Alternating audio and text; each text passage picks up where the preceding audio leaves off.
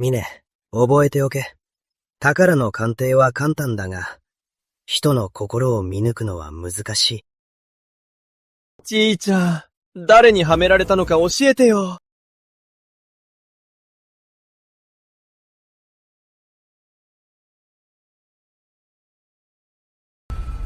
じいちゃん、じいちゃん、じいちゃん。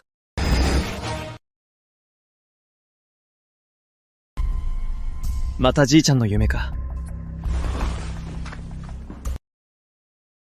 じいちゃんが亡くなってから、当城家は没落し、1億円もの借金を抱えた。俺は骨董親出バイトして食いつなぐ日々だ。仇討ちなんて、到底叶わぬ夢になった。もしもし店長。今何時だと思ってる？早く店に来い。今日は休みですよ。つべこべ言うな。休み話だ。30分以内に来い。ヒヒンがお待ちだ。いや、俺は、もしもし。もしもし。超ケチめ。ふざけやがって。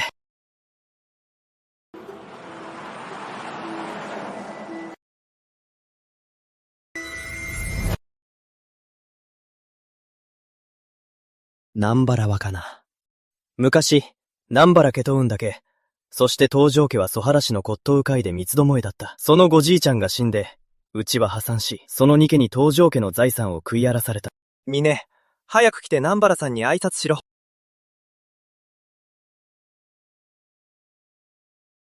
あら、東条若旦那じゃない？お久しぶり。今度こそ、東条家を二度と這い上がれないようにしてやるわ。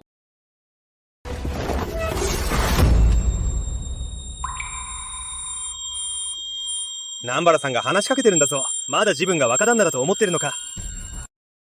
5年ぶりね。昔の東条若旦那がどうしてただのバイトに？え、どういうことだ？投資できるようになったぞ。全く目に毒だな。投資ができれば、俺の鑑定の威力はさらに上がる。じいちゃんをはめた奴も見つけられるかもしれない。南原さんが話しかけてるんだぞ。そうね。チャンスをあげるわ。この絵を鑑定してみて。あんたたちの子宝、アンに売ろうと思ってるの。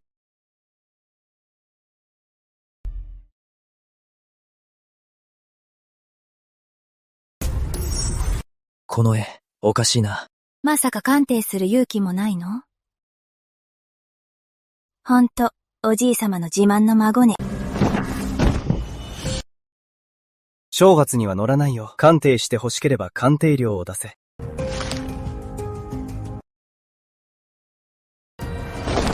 せこい男ね。鑑定料なんて簡単よ。ただ売れが心配ね。いっそ賭けをしない？何をかける？鑑定を間違えたら、二度と骨董会に顔を出さないこと。もし俺が正しかったら。それなら500万日元の鑑定、よう払ってあげるわ。500万日元で俺の一生をかけろと。少なすぎるな。俺が正しければ、この朝鮮図も俺がもらう。ん？あ、いいわ、約束よ。鑑定して。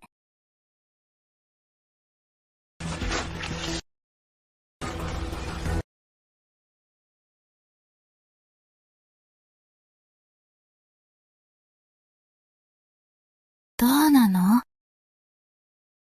絵は古いな。楽観にも問題はない。やっぱり見誤ったわね。ってことは、この絵は本物だと思うの？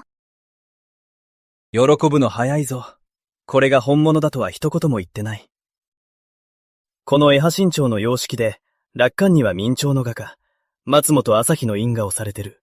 つまり贋作だ。どうしてこの絵は南原家が作った贋作よ。おじいさまは一流の鑑定士でなきゃ絶対に見抜けないって言ってたのに。俺の言った通りだろ。いいわ、あなたの鑑定が正しいと認める。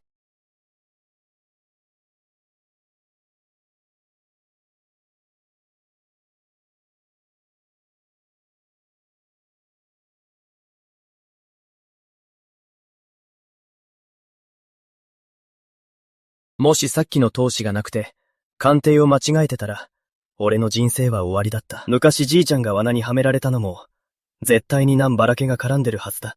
そうそう、道場、いい知らせがあるの。この古法案は、もうすぐ私たち、南原家のものになるわ。道場、南原さんにご挨拶しろ。これから彼女がお前のボスになるんだ。幼馴染のよしみで、面倒を見てあげる。給料10万に地限にあげてあげるから、ここの警備を担当しなさいよ。どう？南原若菜、10万に地限で俺を侮辱する気か。ふざけるな。覚えておけ。運の巡りは変わるものだ。人を見下すのもいい加減にしろ。東条、恩知らずな真似しないで。東条家にはもう借金取りが来てるそうじゃない。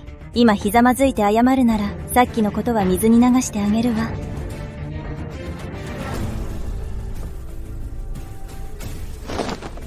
東条、何をする気？その絵は持っていけないわ。賭けで買ったんだ。持って行って何が悪い？こうしましょう。絵を置いていけば、ここではたらかせてあげる。結構だ。願い下げだな。東条、後悔するわよ。この闘志の右力、もしかしてこの指輪のおかげか？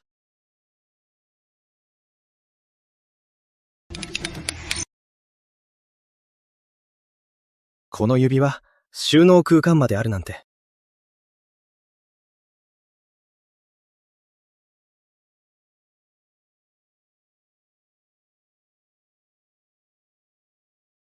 この能力があれば、絶対にじいちゃんの仇を討てる。今すぐ外に出て試してみよう。悪徳商人ばかりだ。全部に偽物じゃないか。ほら見てよ。極上の原石だよ。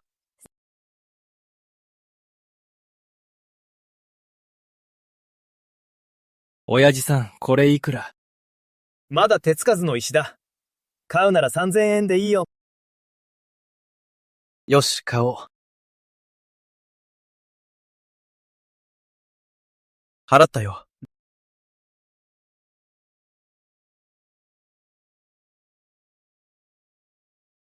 あんなカモがもっと来てくれればな。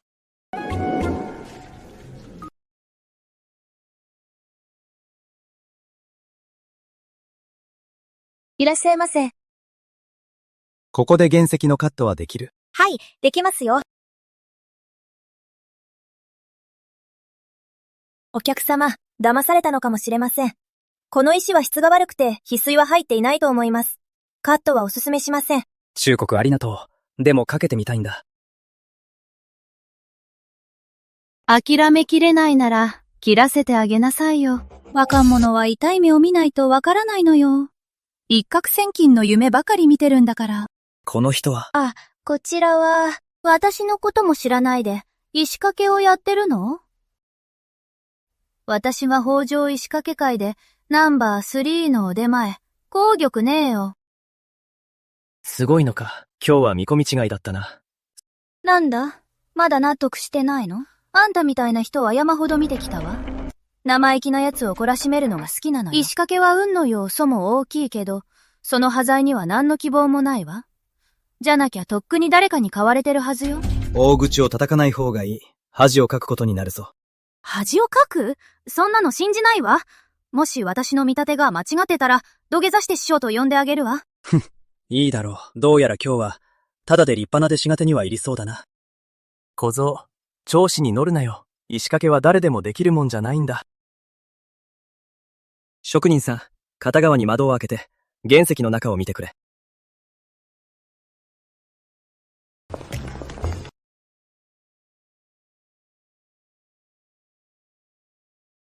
こんな室で窓を開けるなんて、時間の無駄よ。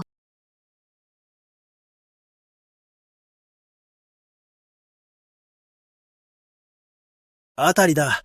緑が出たぞ。しかも表紙だ。そんな、まさか？おやっさん、ここからもう一度切って。はいよ。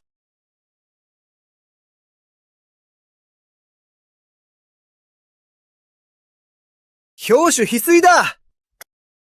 あの若造、運がいいな。あんな石から出るなんて。数百万円はするだろうな。とんでもない運だな。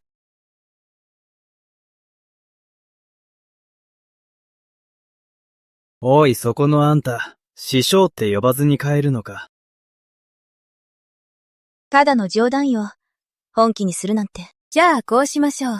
今回は私に一つ貸しってことで。今後法上でトラブルがあったら言って、解決してあげるわ。それとあの石、1000万円で買うわ。あの石はせいぜい500万円だ。どうやら本気で負けを認めたみたいだな。そこまで言うなら、これ以上は困らせないよ。ええ。私は思考玉、北条宝石協会の副会長よ。名刺を取っておいて、何か困ったことがあったら、お姉さんに電話してね。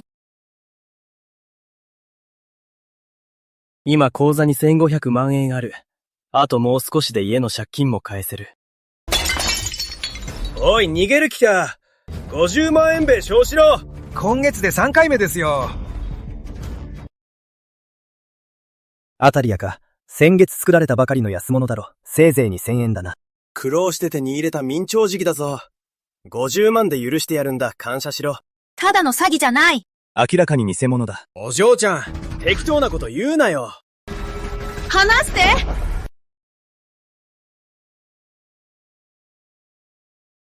小僧、誰だお前は。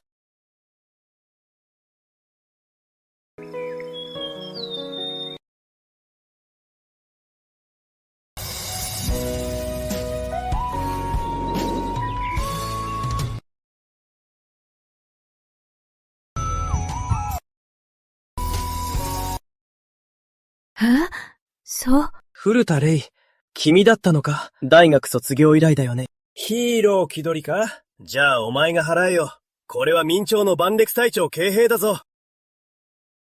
おっさん、詐欺るならもっと勉強しろよ。明の万歴期に粉砕なんてあるわけないだろ。勘違いしてただけだろう。とにかく弁償しろ。いいよ。でもこれだけだ。はぁ ?2 万日元ダメだ。2000日元だ。こんなの仕入れ値で1000日元ちょっとだろ。お前ふざけてんのか？そうか。じゃあ警察を呼ぶしかないな。2000日元でいいよ。スキャンしろ！払ったわ。ありがとう、風祖。お嬢様、どうしてこちらへ？ご無事ですか？平気よ。詐欺男に絡まれたけど、風祖が解決してくれたの。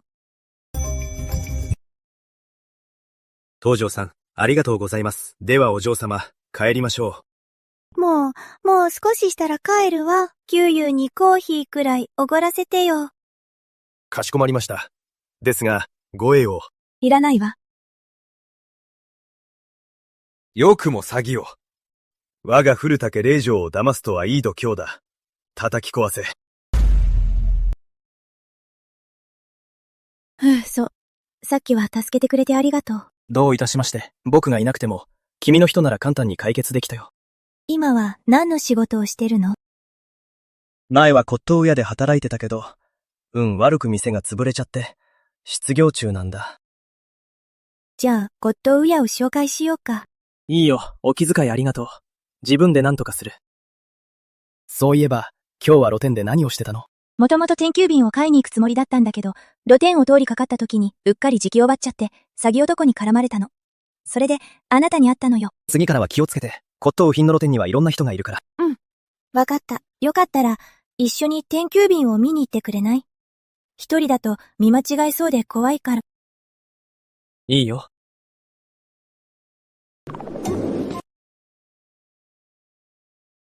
あ、古田さん、いらっしゃいませ。お久しぶりですね。東本さん、そんなに気を使わないで。私が頼んだものは？古田さん、少々お待ちください。座ってお茶でも飲んでいてください。品物は金庫からすぐにお持ちしますよ。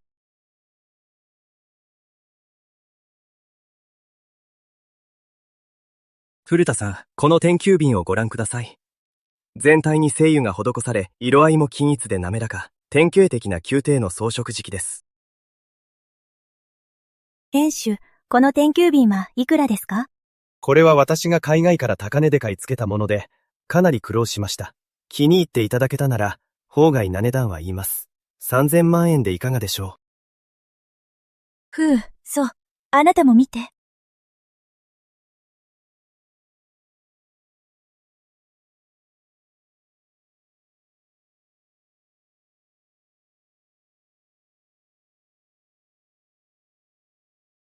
この天球便、問題がある。若造、適当なことを言うな。この聖が庵は20年やってるが、偽物を売ったことは一度もない。当本店主、怒らないで。彼は友人で、鑑定をお願いしたんです。古田さん、鑑定士ならもっと経験豊かな人を探すべきですよ。こんな若造に目利きなどできるわけがない。古田さんがこの当本を信じられないなら、この取引はなかったことに。だがな若者よ。今日はきっちり説明してもらうぞ。でないと聖が庵の看板に泥を塗ることになる。そうだ、知ったかぶりめ。目立ちたくて、わざと何癖つけてるんだろ？総本店主の人柄は皆知ってる。骨董屋を20年もやってて、誠実そのものだ。まったくだ。本当に自信あるの？この時期、問題あるの？ああ、間違いない。この天球便は欠損品だ。欠損品？まさか。ありえない。何度も念入りに調べたんだ。どこが欠損してるって言うんだ。この天球便の首、少し短いと思いませんか？首の長さは20センチ。短くはない。この天球便は比率が少し不自然だ。口や首がは損して、その後切り落として削り、完全な時期のように見せかけて売られている。証拠はあるのか？見てください。公園の釉薬が本体の時期と違うでしょ。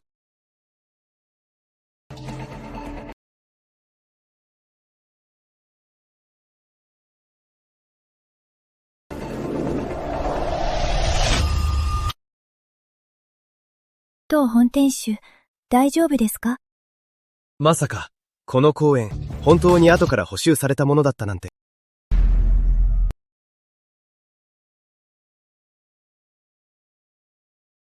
古田さん、もう仕分けありません。私の見る目がありませんでした。この天球便は偽物ではありませんが、確かに補修品です。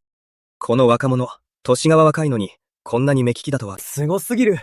大したものだ。今日はこちらの方に感謝いたします。これを打っていれば、聖が庵の評判に傷がつくところでした。先ほどは私の目が節穴で、大変失礼いたしました。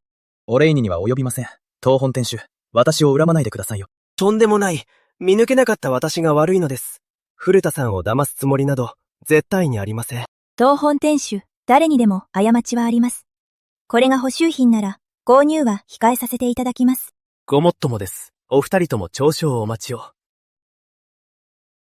ここに明代の細工が施された洋紙曲のお守りが2つあります。身につければ厄除けになりますし、ささやかなお詫びの印としてお受け取りください。ありがとうございます。当本店主、ありがとうございます。良い時期があれば、また連絡しますね。ええ。東條さん、少々お待ちを。ここに明日の骨董品交流会の招待状があります。お時間があれば行ってみてください。あなたの目利きなら、きっと多くの掘り出し物を見つけられるはずです。魔法会主催の交流会ですね。東本店主、ありがとうございます。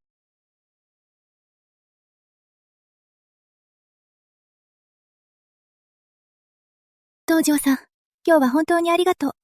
また助けられちゃったね。この玉も、本当はあなたにあげるべきだわ。いいよ。俺も一つ持ってるし。あ、お揃いみたい。え？なんでもない。連絡先を交換して、これからも連絡取り合おうよ。うん、いいよ。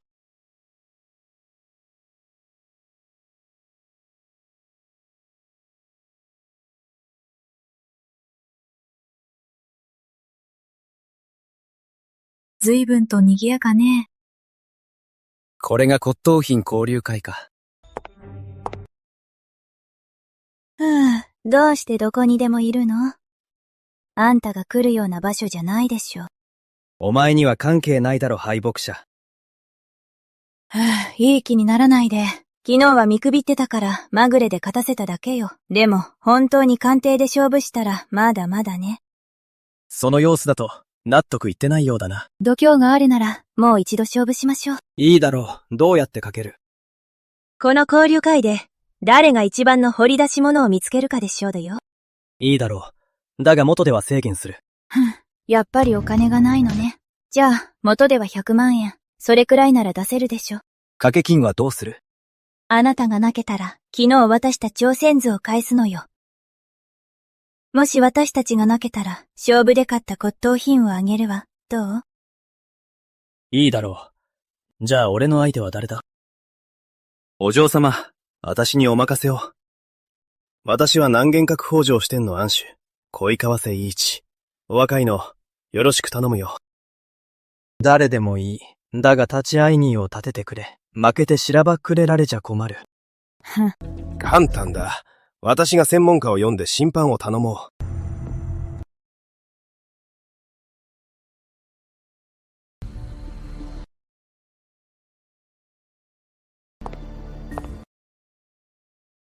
東條さん、あなたもここにいたのね。紅玉ね、奇遇ですね。後で勝負する。若者って、まさか東條さん？はい。東條さん、鑑定はひしがけとは違うわ。目利きだけじゃなく、売り手以上の知識も必要よ。今日はあなたに不利かもね。兵器ですよ。やってみないと勝敗はわかりません。わかったわ。そういうことなら、二人とも元では100万円。この交流会で骨董品を一つ選んでね。私が評価するわ。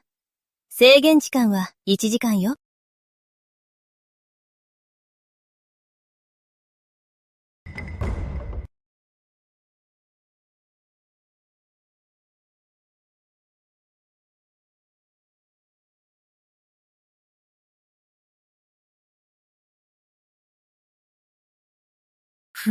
東條、始まる前から逃げ腰なの？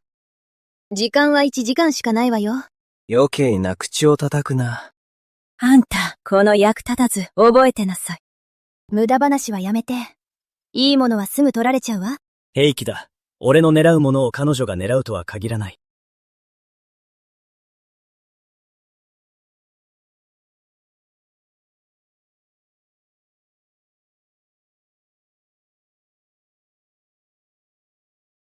親父さん、この木彫りの仏塔は売り物？もちろんさ。民国時代の下木彫りの文章仏塔だよ。値段は8万だ。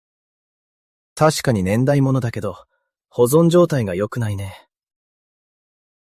ほら、虫食いがいくつかあるし、そこもかけてる。いやあ、古いものに完璧なものなんてないさ。買うなら3000負けてやるよ。7万7千はまだ高いな。出せて6万だ。ど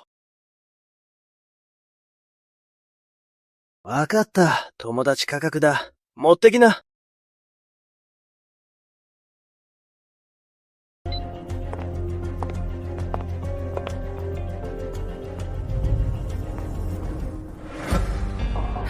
東條、こんながらくたを選んだの？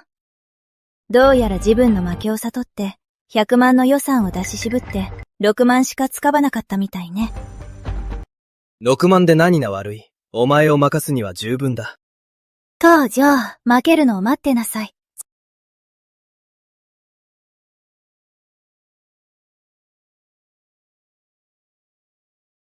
この仏塔、作りは普通ね。今の評価額80万を超えないわ。まさか何かと区別なところがあるの？ああ、そうだ。この仏塔に橋掛けがある。見せて。いいよ。この仏塔、重さがおかしいわ。もしかして、中に何かが隠されているの？まさか、中に何か隠されてるの？何かが入っていたとしても、大したものじゃないわ。この仏塔の価値が上がるわけでもないし。この仏塔自体に価値がないんだから、中身なんて言うまでもないわ。せいぜい五穀や銅銭くらいでしょ。金塊でも入ってると思ってるんじゃないか。早く開けてみてみましょうよ。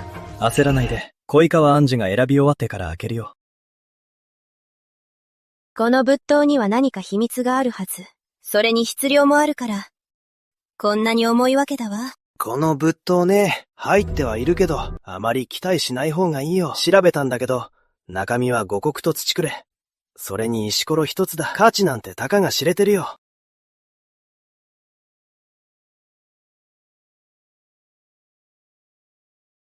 これで彼の負けは確定ね。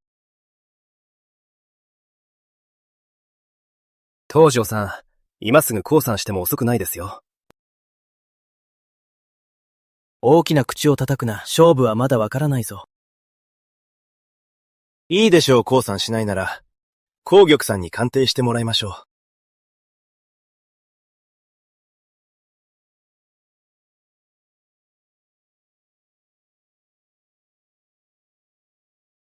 この玉子春平はいいわね。いくらで買ったの80万です。ちょっとした掘り出し物ね。新の時代のものよ。残念だけど、生み上がりね。こういう時期は普通もう一度釜に入れて焼かれるの。完全な状態なら、最低でも600万はするわ。でも最小制されているから、今の価値は200万ってところね。80万でに100万のものを買うなんて、さすが恋かわしだ。おめでとうございます。あの仏塔よりずっといいですよ。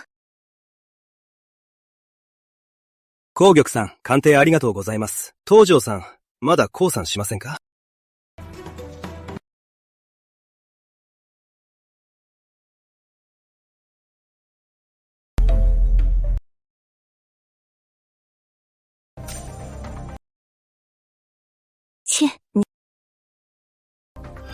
これじゃ金にならないな。明らかに負けね。ただの推奨石ね。思いだけで無価値だわ。その通り、価値があるなら、豪王がとっくに取ってるさ。東條、これが切り札。負けを認めて早く挑戦図を返して。東條さん、気にしないで。一度の負けくらい。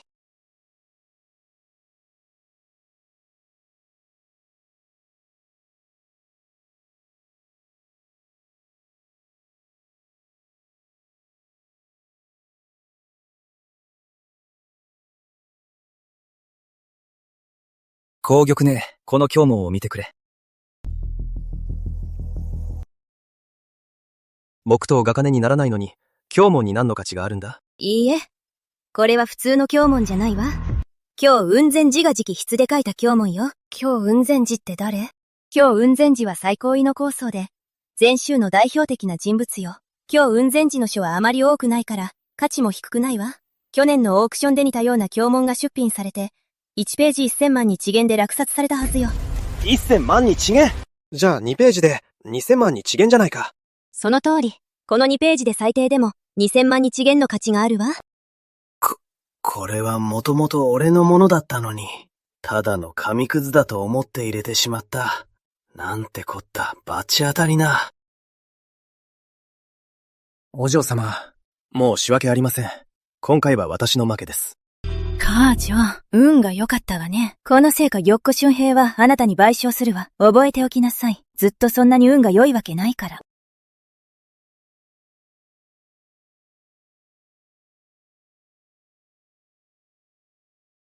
東條さん、おめでとう。運が良かっただけです。東條さん、その仏教を打ってくれませんか？ 2000 万日元出します。いいですよ。取引成立です。そのせいか、玉子春平、私が200万日元で買いたいんですけど、東條さん、売ってくれますか？いいですよ。お譲りします。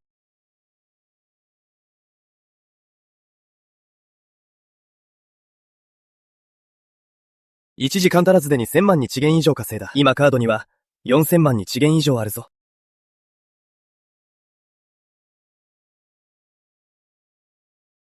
国際貿易ビル、どういう意味だ？誤差どうか。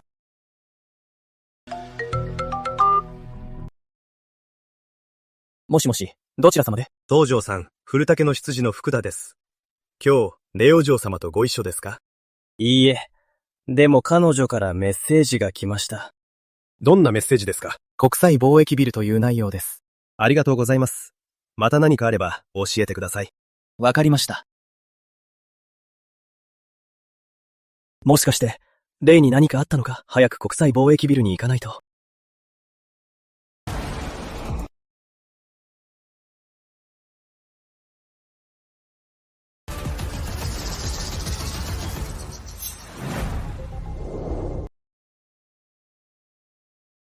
15階に人がいる。正直に言え、古田玲さんはどこだ？人違いです。私は古田さんの友人で、助けに来たんです。早川隊長、彼は犯人じゃありません。話してください。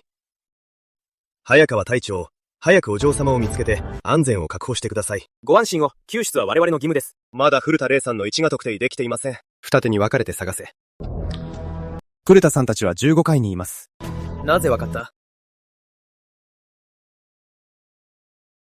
透視で見えたとは言えないだろ目が良くてね。15階の窓に人影が見えたんだ。そこにいるはずだ。あ、細かいことはいい。早く行くぞ。行くぞ！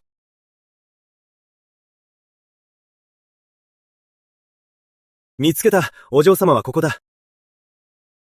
気をつけて、次元爆弾が巻かれてるの。なんだと？爆弾？早く爆弾を外せ。我々は専門家じゃない。残り3分もないんだ。処理班の到着は間に合わないぞ。じゃあどうするんだ？何としてもお嬢様を助け出すんだ。みんな下がれ！専門家が解体しないと、全員死ぬぞ。危険でもやるしかない。誰か解体できないか？お嬢様を救えば大主君だぞ。俺にも無理ですよ。くそ。みんなは先に逃げて。時間がないわ。巻き込みたくないの。お嬢様、ご安心を。必ずお助けします。おい、何をする気だ？無茶するな。俺が解体する。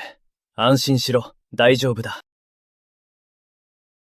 そう、危険すぎるわ。早く逃げて。安心して。自信はある。そう、死んじゃうわよ。俺を信じて。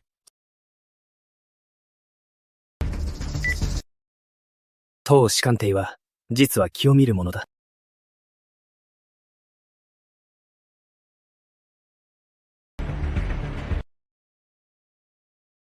これだ。ハサミをくれ。早く、ハサミを。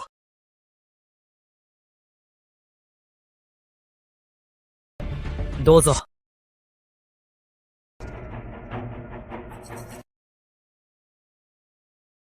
怖がらないで、すぐ終わるから。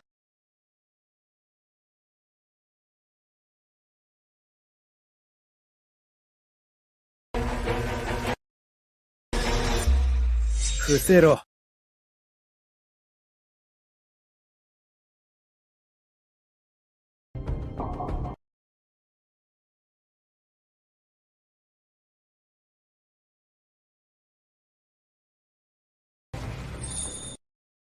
嘘、私生きてる。よかった。ありがとう、風祖。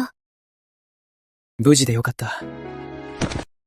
東條さん、このご恩、我々古竹は一生忘れません。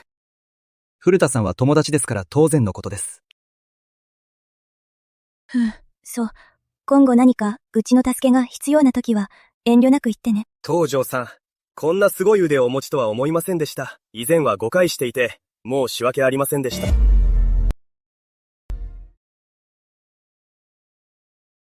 あ、そうだ。さっきは本当にありがとう。飛び出してきてくれた時、すごくかっこよかったよ。あ、そういえば、誰に誘拐されたんだ？多分、ビジネスのライバルだと思う。じゃあ気をつけて、あまりであるかないようにね。うん、気をつける。お礼に食事でもご馳走させて。今回はいいよ。早く帰って休んで。また今度ゆっくり会おう。そう？わかったわ。そうだ、東條くん、彼女っているの？いないけど、どうかした？うん、なんでもない。よかった。じゃあね。よかったのか？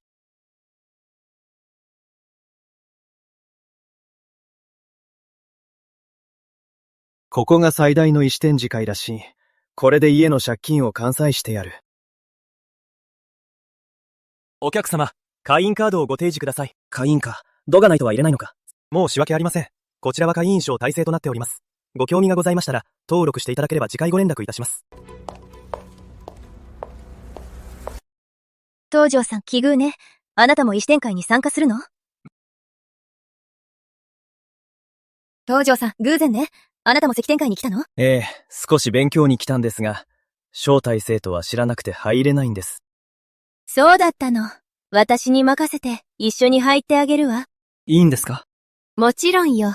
私は北条関と会でも有名だから、主催所も知ってるし、朝飯前よ。もしもし、松本王。今日友達を会場に入れたいんだけど、お願いできる？これでよし。はい、東條さん、主さん、こちらへどうぞ。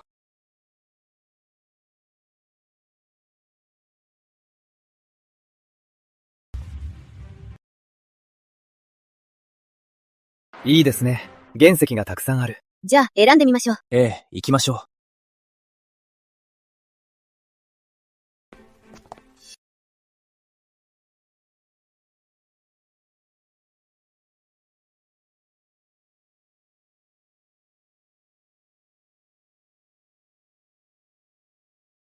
東條さん、まさかこの原石が気に入ったの？ええ、この原石はなかなかいいと思って。確かにいい素材ね。翡翠が出れば質も悪くないはずよ。でも、この原石には大きな欠点があるわ。え、どんな欠点ですか？よく見て。表面に深いひびが3本あるでしょ？もしこのひびが仲間で足していたら、この石は使い物にならない。元ですら回収できないかもしれないわ。ありがとうございます。でも、やっぱりかけてみたいんです。そう。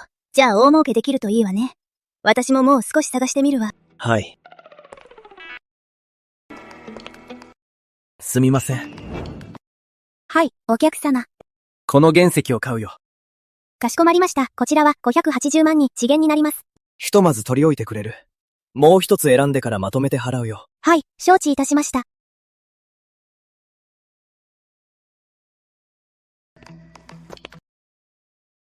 これ悪くないね。他のも見てみよう。ああ、良さそうに見えるが、これにかけるのハリスクが高いぞ。2000万円か。幸いカードのお金がちょうど足りるな。おい小僧、十分見たか？買わないならどけ。おい、十分見ただろ。買わないならどけ。聞こえないのか？なんだ、文句あるのか？あるね。この原石は俺が買うから、お前は見なくていい。おいおい、まだ強がるのか？その格好で2000万に遅減も出せるのかよ。どこのバカだ。俺様を殴るなんて、本玉ねえ。俺がいつあなたを怒らせたんです。なんで殴るんですか？柳田剛、この人を見下すクズだ！よくも私の友達をいじめてくれたわね。さっさと東條さんに謝りなさい。すみません、東條さん。見栄を張ってこの原石を買う必要はありませんよ。ごゆっくりどうぞ。私はもう邪魔しませんから。東條さん、本当にこの石垣に行ったの？これは安くないわよ。慎重にね。ああ、これが見込みありそうだ。本玉ね。その原石は選び直した方がいい。外れな気がする。これは安いから試しに切ってみるわ。うん、わかった。これをもらう。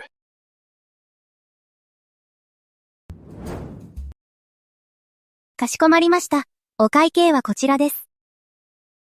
おお、この若者はすごいな。俺もあっちを見てこよう。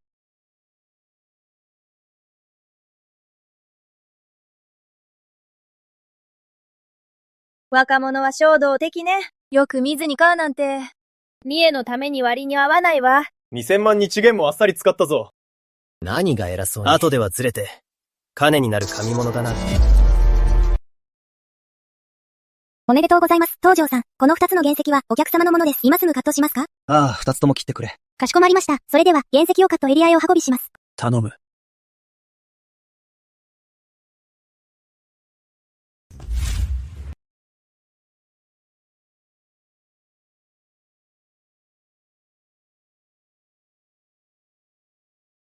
おやっさん、こう切ってくれ。はいよ。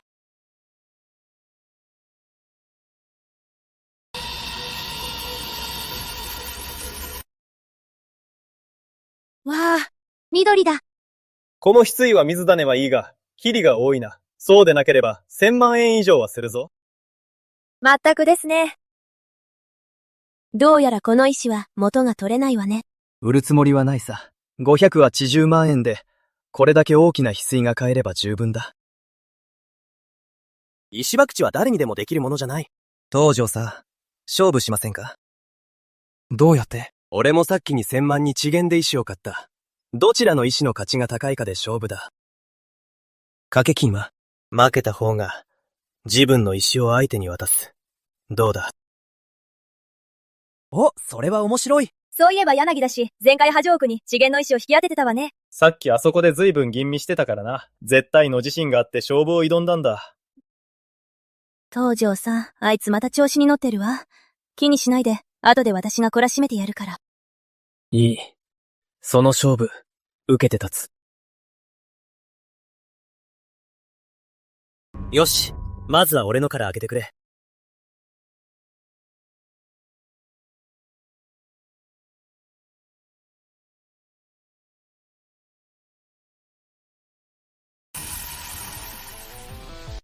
緑だ。本当に緑が出たぞ。表紙翡翠だ。これは1億、日円はするんじゃないか。東條さん、最初は言ったよね。メンツのためにこの原石を買う必要はないって。これでどうだ？今回は、東條さんも負けそうね。お前、あんまり調子に乗るんじゃないよ。本玉ね。俺は2000万に遅延で1億に遅延の翡翠を当てたんだ。東條さんに同じことができるかな？東條さん、今ならまだ負けを認めてもいいぞ。じゃないと2000万に遅延で買った原石は俺のものになるんだからな。まだわからないさ。その時になってしらばっくれないでくれよ。まだ強がるか。俺の表紙翡翠より価値のあるものを出せるか見せてもらおうじゃないか。職人さん、俺のを開けて。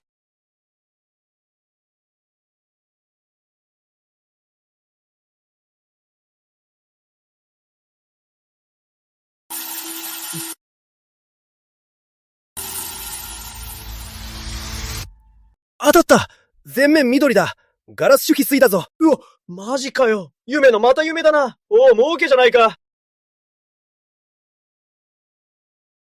ボロ儲けね。これ2億に遅延はするんじゃない？ 2 億日円？そんなバカな。東條さん、おめでとう。東條のバカ。見もしないでガラス種を当てたっていうのか。東條さんの実力はあんたよりずっと上よ。柳だし、賭けのルール通りその1億に遅延の翡翠は俺のものだ。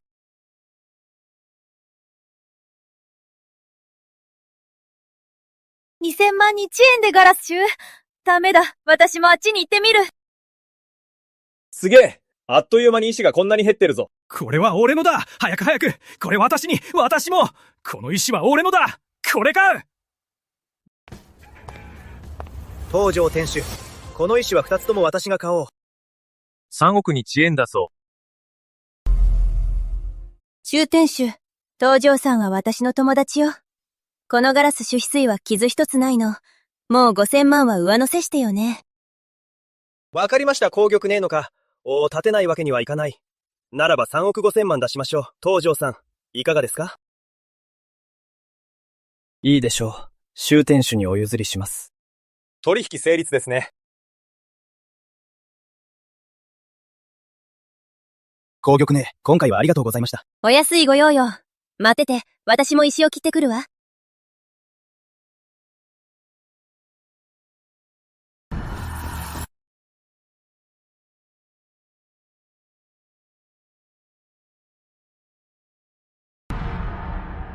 あ、何もありません。外れたわ。ただの豆種じゃない。東條さん、あなたの言う通りにすればよかった。無駄に100万円以上使っちゃった。石掛けは運もありますからね。東條さんの自信満々な様子を見ると、運がいいんじゃなくて、石掛けの達人ね。そういえば東條さん、他にも気になった原石はある？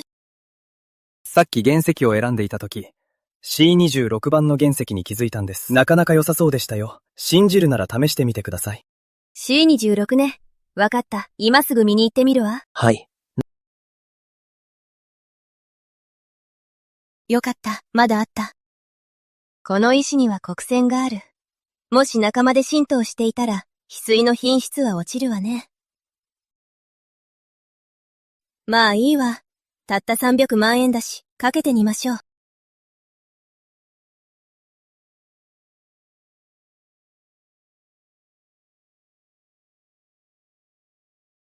あ、紅玉ねえじゃないか。彼女が目をつけたい。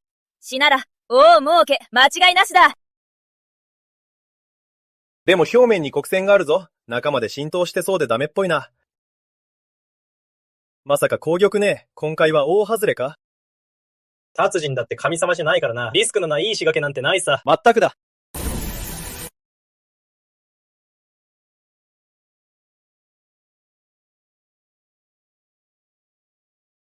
紅玉さん、おめでとうございます。大当たりですよ。わあ、この透明度最高ね。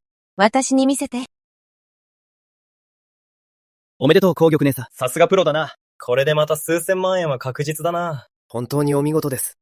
東條さん、本当にありがとう。すっかり感心したわ。鑑定の専門家なだけでなく、石掛けの達人だったなんて。あなたの前で自慢してた自分が恥ずかしい。釈迦に説法だったわ。運が良かっただけですよ。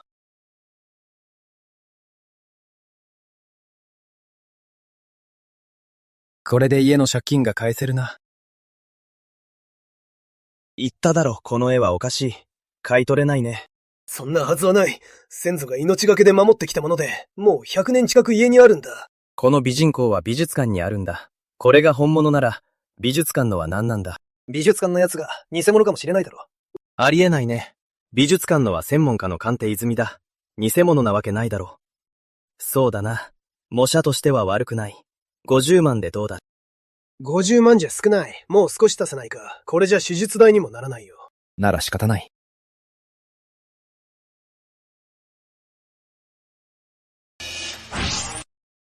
古びさせた痕跡はあるが、偽造の痕跡はない。おじさん、ちょっと待って。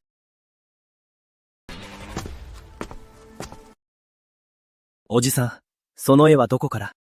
本当に先祖伝来なんだ。祖父は海外留学した画家で、命がけで王国から持ち帰ったものでね。家宝として大切にしてきたんだ。妻が病気にならなければ、売るつもりはなかった。この絵、気に入りました。私が買います。いくら出せるんだね。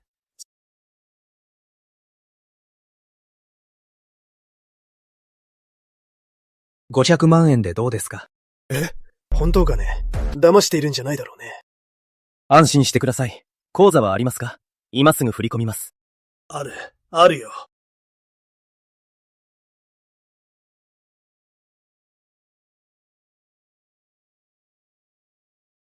完了しました。本当に入金されてる。あなたは本当にいい人だ。これで手術代が払えます。本当にありがとう。おじさん、やめてください。そんな風にされたら困りますよ。急いで病院に行ってください。はい。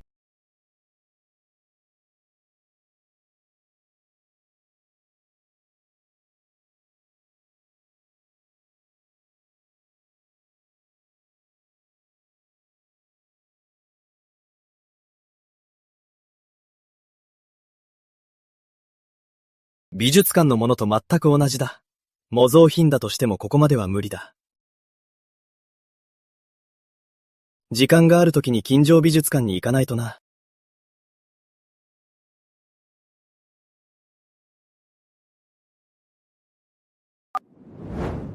母さん。どうして1億円も振り込んできたの？何か悪いことしてないでしょうね。安心して。骨董品の商売で稼いだんだ。これでは、役借金を返して。よかったわ。お父さんもお母さんも感謝してる。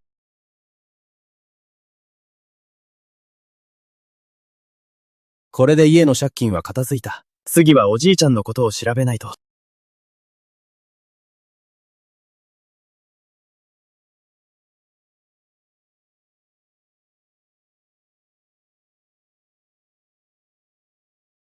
おじいちゃんの親友だった東の栄の店は、この辺りのはずだ。当時、おじいちゃんと一緒に骨董展に参加していたんだ。何か内情を知っているはずだ。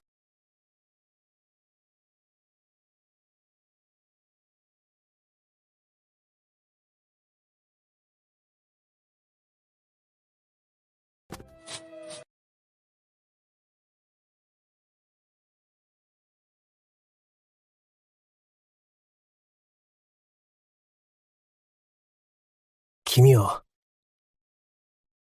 ミネか。ミネです。堺市お久しぶりです。いやー、本当に君か。ずいぶん大きくなったな。おじいさんに連れられてきた時は、まだ小さかったのにな。見違えるほど変わって、危うくわからないところだったよ。ええ、あっという間に何年も経ちましたね。今日はうちへ何言おうかな。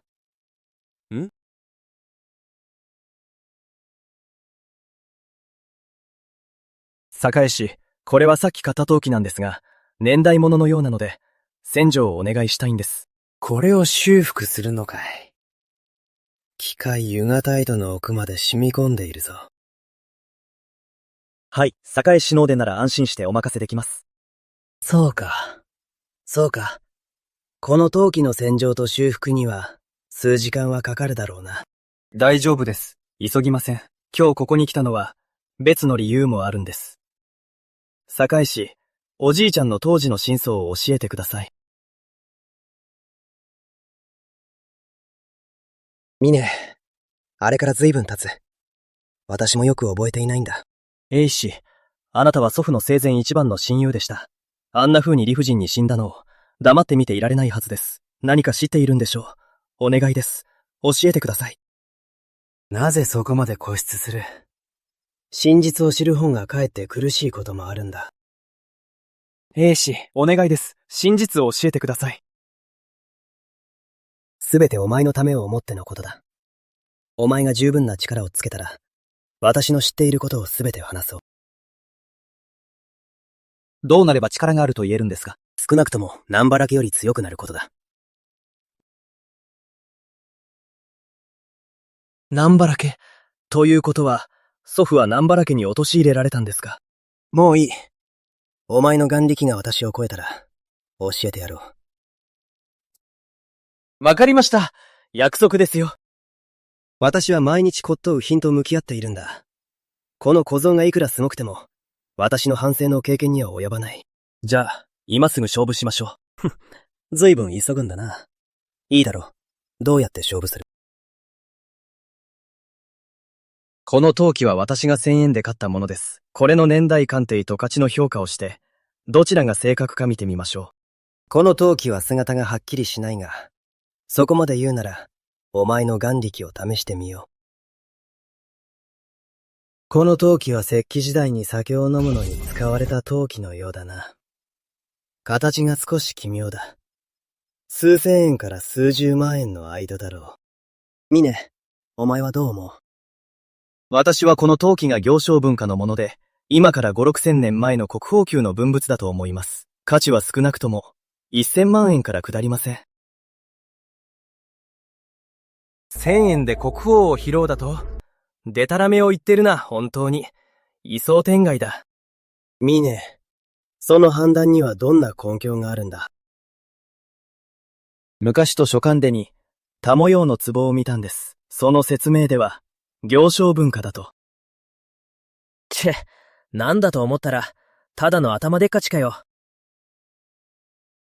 ミネ、その判断は少し無理があるな。まずは洗ってみよう。いいですよ。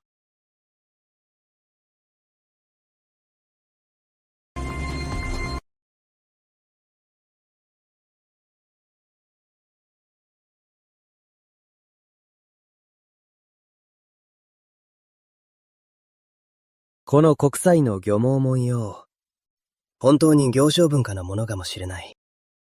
まぐれで当たったっていうのか？まぐれじゃないさ。風君の目利きが私よりも確かだという証拠だ。さすがと右上運転の孫だな。じゃあ、A氏約束通り、祖父のことを。はぁ、負けは認めよう。5年前、君の祖父は蘇原氏に招かれて古美術界の交流会に参加した。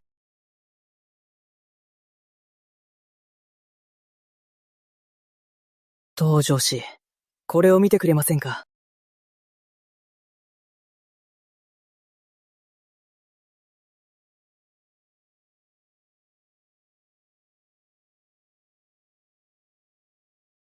この蛍光は火の釉薬の色と落感はおかしい。おかしいはずがない。どこがおかしいんだ？ありえない。みんな見てくれ。見せて。これは本物だぞ。私も本物だと思う。東上氏は、興味機器を間違えたようだな。いい加減にしろ、登場し。あなたが人望が厚いから鑑定をお願いしたのに。横領する気じゃないだろうな。先生、見間違えたんじゃないですか？そうじゃない。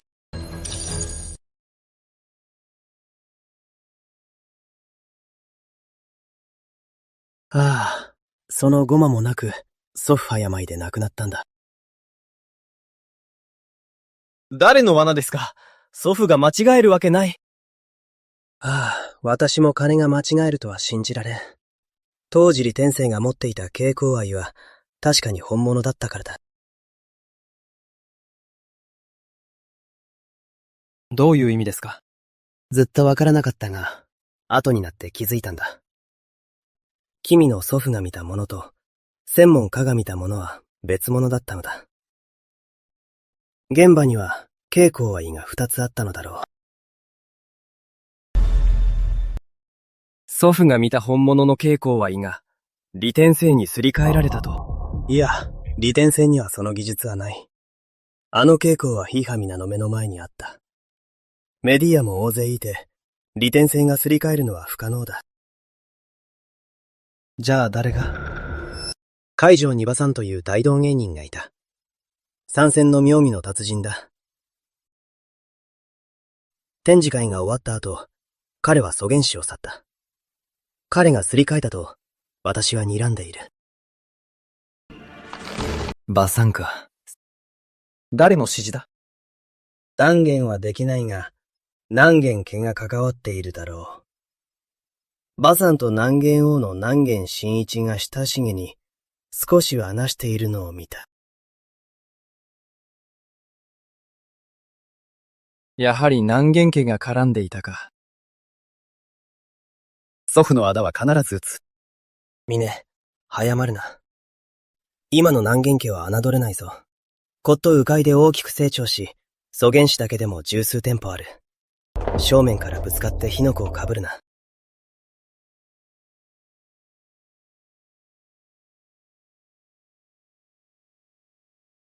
まだ奴らを倒せませんが、少し利息を取り立てるくらいは。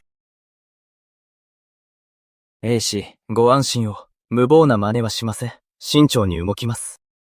はあ、分かってくれたならいい。骨董界では、騙し合いがに地上茶飯事だ。騙されるか騙すか、避けては通れん。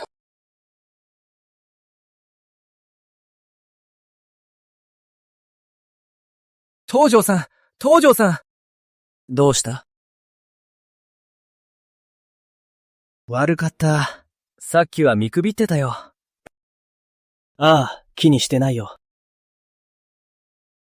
じゃあ一つ頼みを聞いてくれないか？え？なんだい？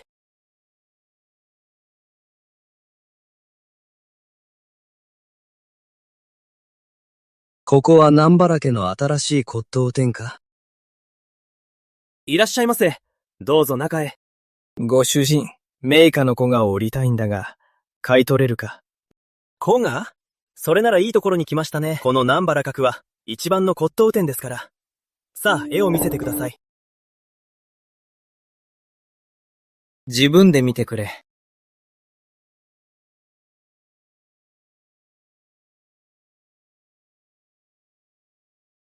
朝鮮図、明代の松本局の作品ですね。ええ、その通りだ。よく見てくれ。見間違えるなよ。これが南原家の作った偽物だと気づいていないようだな。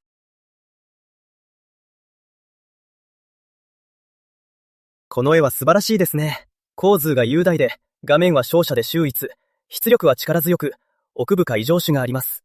いやー、実に名画だ。お客様、この絵はいくらで売るおつもりですか？1500万日元だ。1500万日元は安くないですね。その値段で破壊取れませんよ。じゃあ、アンジュはいくら出せる？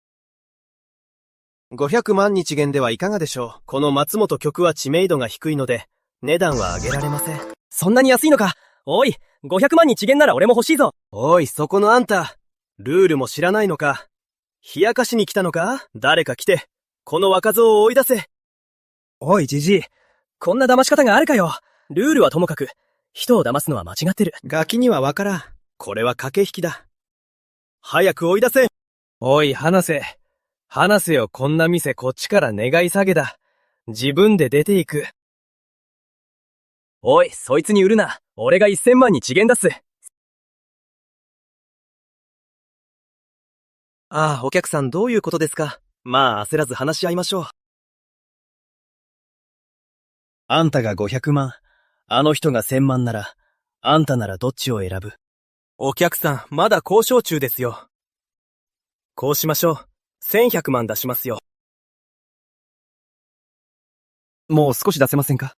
揺らいでるな。これ以上は無理です。この額でよく考えてみてください。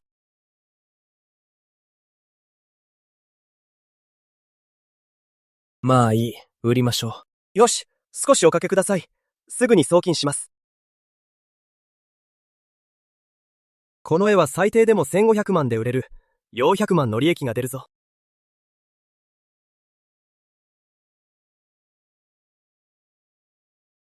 そう、金管料です。そういえばアンジュ、南原家令嬢の南原若菜さんはお元気ですか？南原さんは元気だが、知り合いなのか？ええ、数日前にもお会いしましたよ。彼女の友人か？というほどでも、そうそう、南原さんによろしくお伝えください。入金は確認しました。ではこれで。ええ、お客さん。あ、お名前は？外申します。峰さん。今日はありがとう。そういえば、いくらで売れました？ 1100万だ。すげえ。一気にそんなに稼ぐなんて。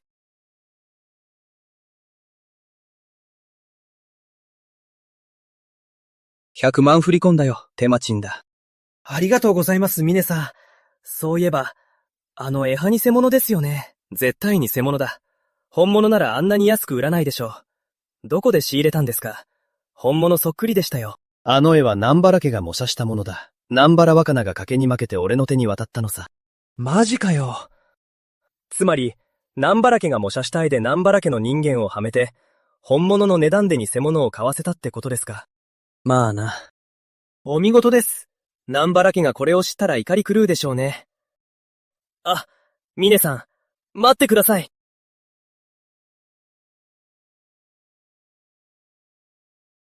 もしもし南原さん。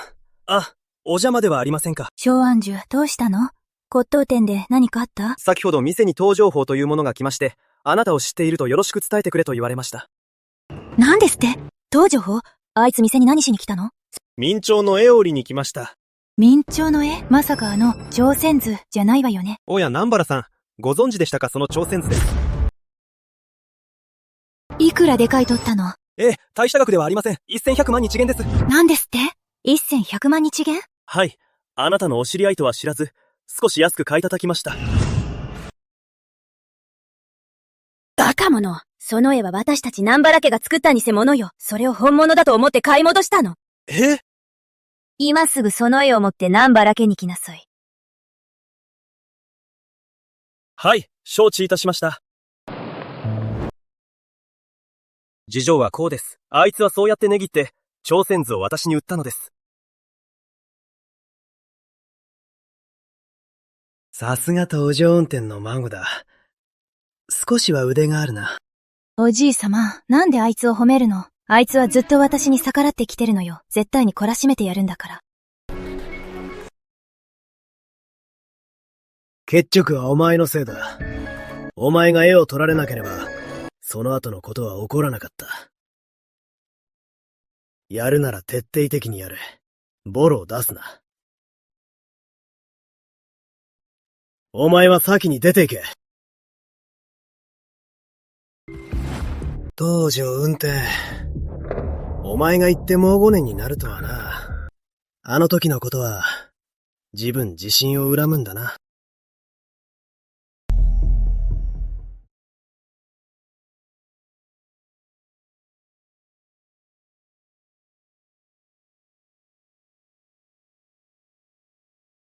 南原家を倒すには、自分の勢力も蓄えないとな。明日の朝一で金城ヘバさんに会いに行き、この美人公と美術館の絵の関係も確かめよう。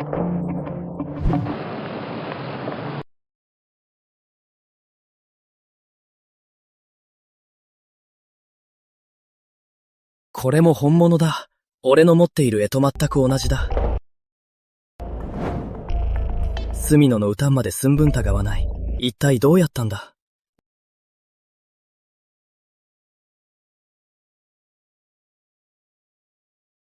なるほど。そういうことか。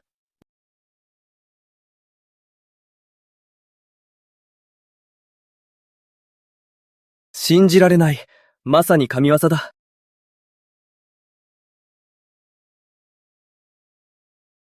若い人、さっきからこの絵を見て何をそんなに興奮してるんだね。あなたは陳王ですね。救急書院の書画研究の専門家だ。おや、若いの、私のことを知っているのか。よく番組に出演されていますから、知っていても当然ですよ。おお、なるほど。俺の美人公を本物だと信じさせるには、書画界の専門家の後ろ盾が必要だ。陳王、この李光林の美人公は本物だと思いますか？どういう意味だ？若者八に足をつけて現実を見なさい。陰謀論など信じてはいかん。この絵に問題はない。李光林の真筆だよ。陳王、俺も李光林の真筆を持ってるんです。これよりいいですよ。見ます？何？君が李光林の絵を。ええ、絶対に驚きますよ。ほう。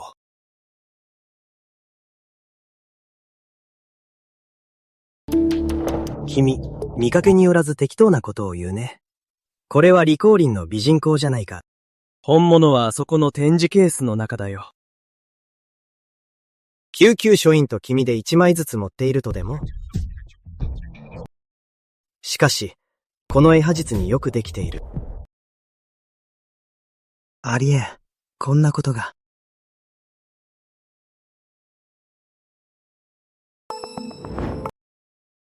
なぜ、李光林の絵が2つもあるんだ。いくら同じ画家でも、全く同じ絵を描くなんて不可能だぞ。美術館の絵は本物だと思いますか？そりゃ本物だろう。じゃあ、この絵も本物です。一体どうやって作ったんだ？全く同じ本物の絵が2つあるなんて。関東ですよ。もともと一つの絵だったんです。そんなバカな、憲本の絵をどうやって分けるんだ？選手を重ねて描いたのなら剥がせるかもしれないが、憲本は1枚だから2つに剥がりだ。誰が無理だと言いました？じゃあどうやってそんな不可能なことを成し遂げたのか教えてくれ。絹旗手糸と横糸が交差しておられています。もし一本おきに糸を抜く技法で絵を分けたとしたら。糸を抜いたというのか。ええ、書き上げた後、何十万本もの糸を一本おきに抜き、その間に新しい糸を補うんです。そうすれば、全く同じ絵が2枚できます。それは難しすぎる。どうすれば絵が崩れないんだ？それが昔の人の忍耐と知恵ですよ。絵を2枚に分けた後、細部や色を少し修復するんです。いやはや、世の中にこんな高度な技があったとはな。そうじゃないと、本物が2つある説明がつかないでしょう。美術館の絵を、虫眼鏡で調べてみてください。そうすれば私の言葉を信じてもらえますよ。なら試してみよう。夜に専門家を読んで調べてみるよ。東條くん、この絵を金城美術館に寄贈してくれないか。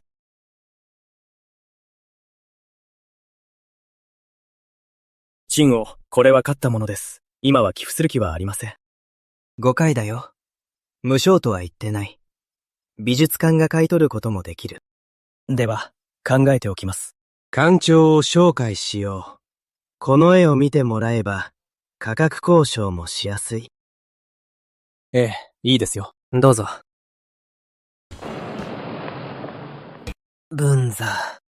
陳王、どうぞどうぞ。お迎えできずもう仕訳ない。お座りください。陳王、こちらは？最近知り合ったと情報くんだ。君に見せたい絵があるらしい。おお。陳王の紹介なら間違いない。見せてくれ。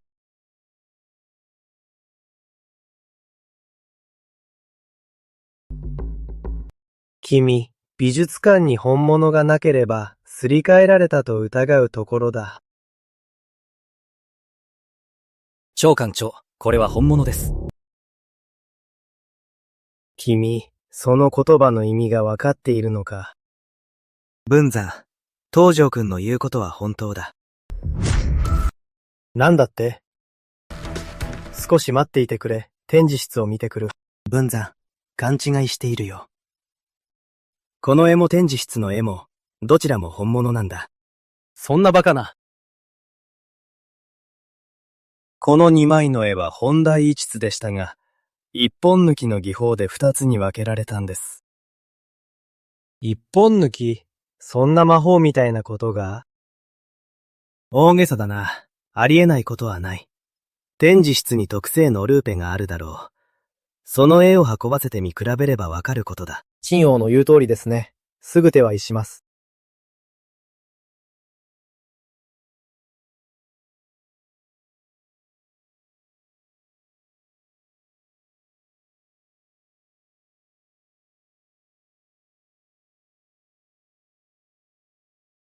東條さんの推測通り、この2枚はもともと一つの絵でした。おや、貸してごらん。世の中にこれほど不思議な技法があるとは。東条くんは若いのに、目利きだけで見抜くとは。はぁ、この長文山、脱帽ですよ。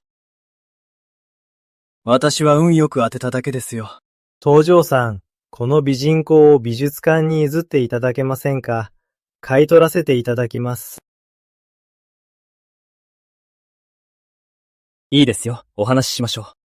必ずご納得いただける価格をご提示します。ただその前に、専門家と協議させてください。ええ、各人が取れ次第、また連絡を取り合いましょう。はい。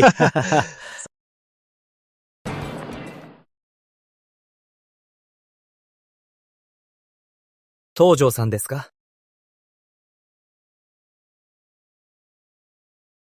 そうですが、何か？自己紹介させてください。私は岳国宝、骨董商です。あなたが美人香を持っていると聞きましたが、売る気はありませんか？美術館を出てすぐに探りを入れてくるとはな。学士、私が思っているとどこで知ったんですか？独自のルートがあるんですよ。ご安心を。絶対に損はさせません。必ず高値で買い取ります。値段の話は置いておいて、この絵を誰のために買うつもりか知りたいですね。それは気にしないでください。自分のコレクション用ですから。その動揺をした様子実中博。海外への密輸目的だな。絵はすでに美術館と話がついています。当分売りません。そう言わずに、美術館はせいぜい1500万に遅減しか出しませんよ。私なら5000万に遅減出します。どうですか？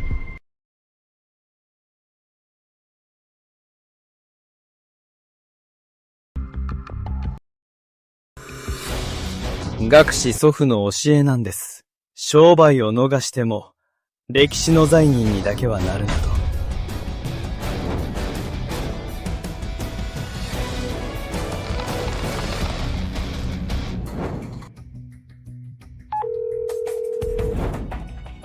東條さん。長官長、美術館を出てすぐ、5000万に遅減で絵を買いに来る奴がいました。東條さん、まさか打ってませんよね。ええ。よかった。さすがは東條さんだ。長官長、おかしいと思いませんか？金城美術館の内部に情報漏洩者がいると？なんということだ、あの恩知らずめ。ご安心を、必ずその裏切り者をあぶり出します。では、絵は私が保管します。内通者を見つけるまでは渡せません。わかりました。こんなことが起きるとは、君たちの美術館にはがっかりだ。粛清すべきだ。陳王、今回は決して容赦しません。情報を漏らしたのが誰であれ、決して手加減はしません。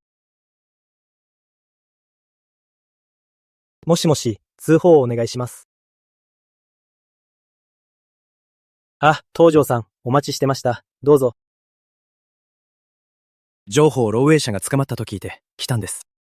李本気という老人です。掃除中に連絡先を盗み、6万円で学士に売ったそうです。なるほど。ただの清掃員が、どうしてそんなルート、裏がありそうですね。彼は刀剣の専門家の叔父なんです。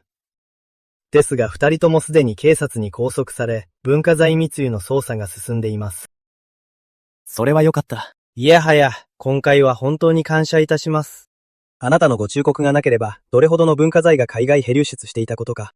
当然のことをしたまでです。東條さんは若くして、これほどの大義を抱いているとは、5000万円を前にしても、顔色一つ変えない。彼を見くびっていたな。東條さん、この美人公はいくらが妥当でしょうか。長官長、彼のためなら、ここには来ていません。元での500万円だけいただければ十分です。東條さん、ご立派です。当館を代表し、文化財保護へのご協力に感謝いたします。寄贈者はお名前を記し、将来展示室に刻ませていただきます。小川案にしてください。それは東条家の骨董屋の屋号です。小川でもいいじゃないか。その小川はどこにあるんだ？今度行ってみるよ。以前の骨董店は潰れましたが、北条で再開するつもりです。ああ、そうなのか。じゃあ、北条に行く機会があれば、必ず寄らせてもらうよ。館長、いつでも歓迎します。いやー、すごい！こりゃあいい。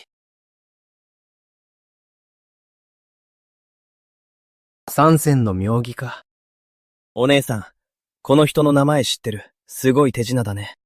馬三線って言うのよ。よーくここでやってるわ。馬三銭？馬三、うちのじいちゃんを陥れたやつだ。さあ皆さん、お椀が2つ、玉が3つ。いいですね。いいよ。では始めます。よく見ててくださいよ。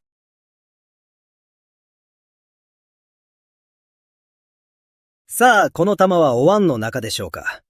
それとも手の中でしょうか？手の中だ。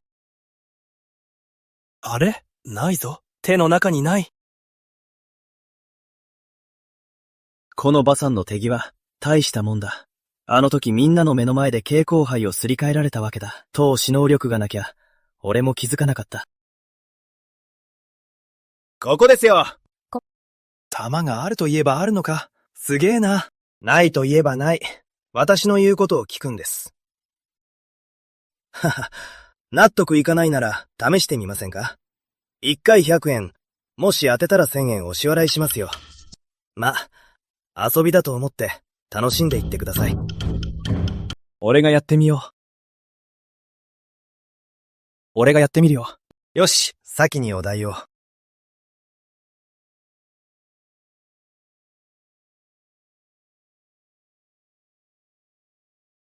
じゃあ始めるぞ。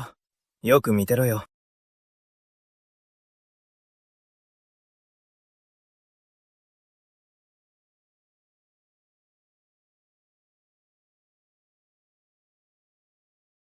兄ちゃん、当ててみな。何度も見てるけど、絶対左に2つで、右は0よ。馬三線はよくこの手でよそ者を騙すんだ。俺の予想は左に1つ、右にも1つだ。よし、じゃあ自分で開けてみな。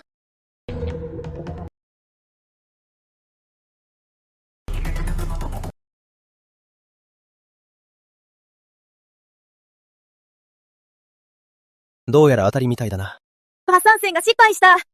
このガキの動きが見えなかっただと？まさか同業者か？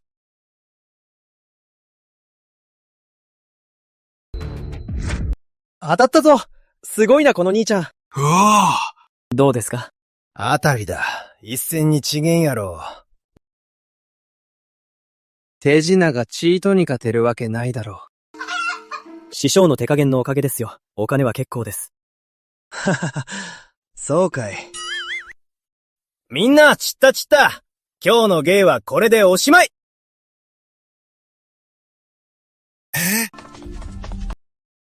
お名前を伺っても？そうです。あんたの手さばき、実に大したもんだ。師匠、褒めすぎですよ。お名前は？馬さんだ。馬師匠、あなたの腕も素晴らしい。少し裏ではなししませんか？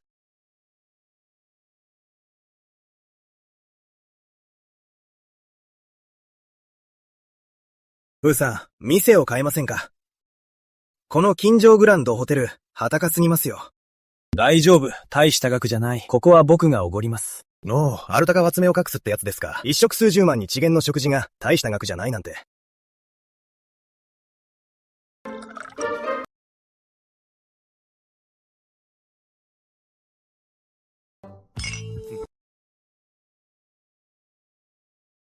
フーさん、一気飲みですか？場所の杯を残すわけにはいかないでしょう。おー、いいですね。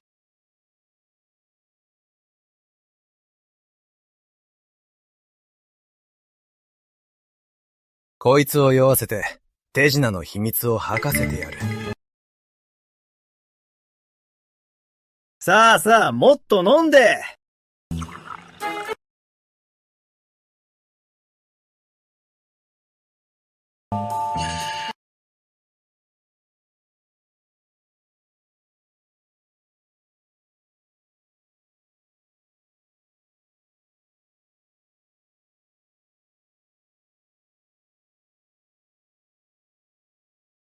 馬形、近所の人じゃないですよね。訛りが違うような。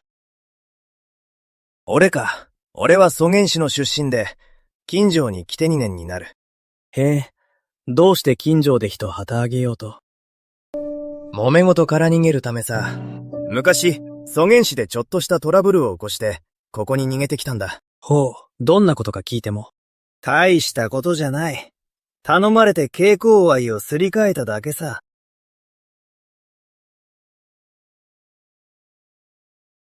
なんだって？じゃあかなり稼いだんでしょいや、盗んだんじゃない。他人が仕掛けた罠で、鑑定士の目の前で、鑑定が終わった後に、偽物を本物とすり替えたのさ。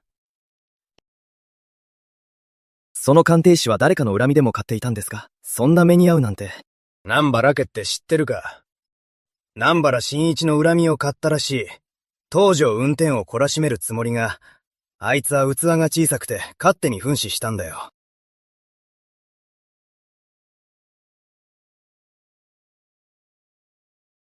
やはり南原家の仕業か。おや、風さん、どうしました？時間も遅いので、今日はここまでにしましょう。また後日。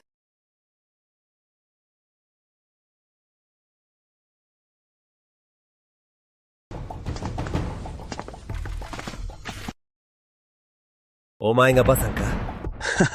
そうだが、あんたたちは？おっと、旦那方。俺が何か気に障ることを？南玄王はお前を見逃すつもりだったが、口が軽すぎたな。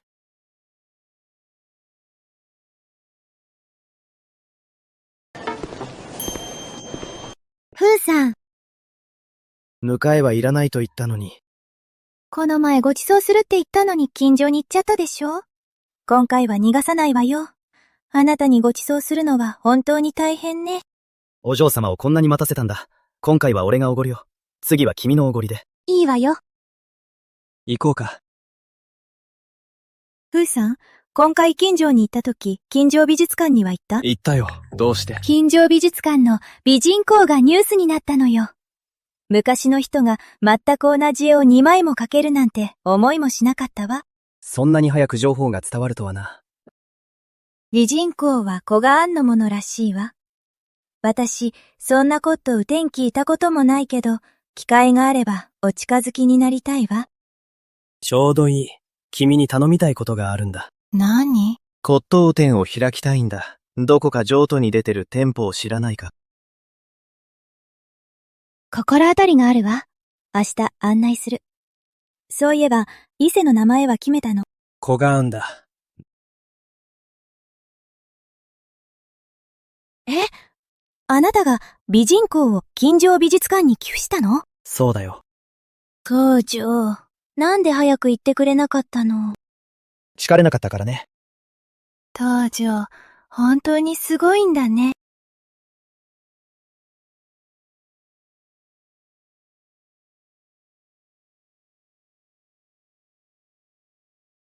見てみてください。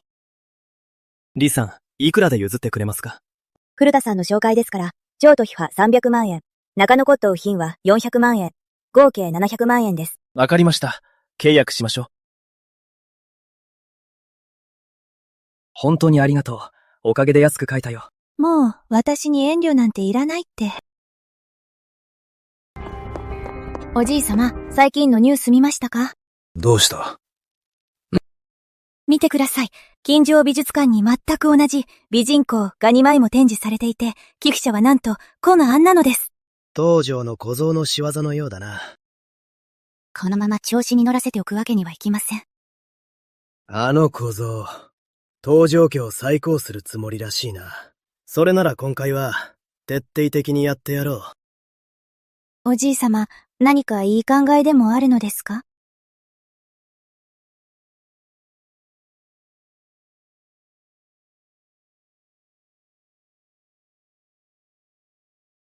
子があんか。いいな。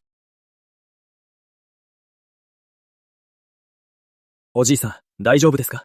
大丈夫だ。私の動物が、無事でよかった。おじいさん、この動物は明朝のものですな。若いのにお目が高い。先祖代々伝わるものだ。あんたはこの骨董、宇屋の主人か？ええ、でもまだ開店前なんです。ならこの動物を買い取ってくれないか。金が必要でね。店ではなしましょう。どうぞ。さあ、座って。この仏像100万円で買ってくれないか。100万円？これほど精巧な明朝銅仏像、最低でも1000万円はする。100万円は怪しいな。なんと言おうと100万円だ。100万円以下じゃ売らん。まずは仏像を見せてもらいます。急ぎで金が必要じゃなきゃ、手放したりせんよ。よく見てくれ。買い叩こうとするなよ。この銅像が修復されている。しかもプロの技術だ。投資ができなきゃ見抜けなかったな。いや、腐食しているぞ。これは墓から掘り出されたものだ。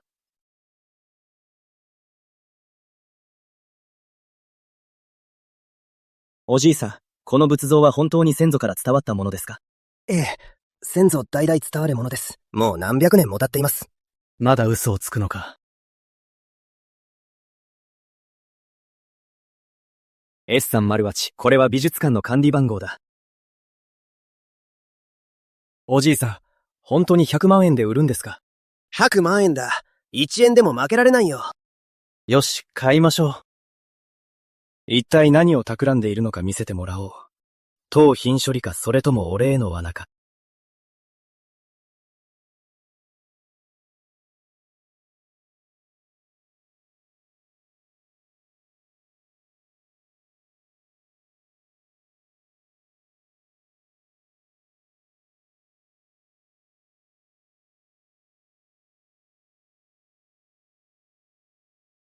店主、この動物像はいらないよ。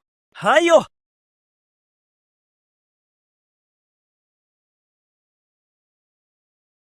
考えすぎならいいが。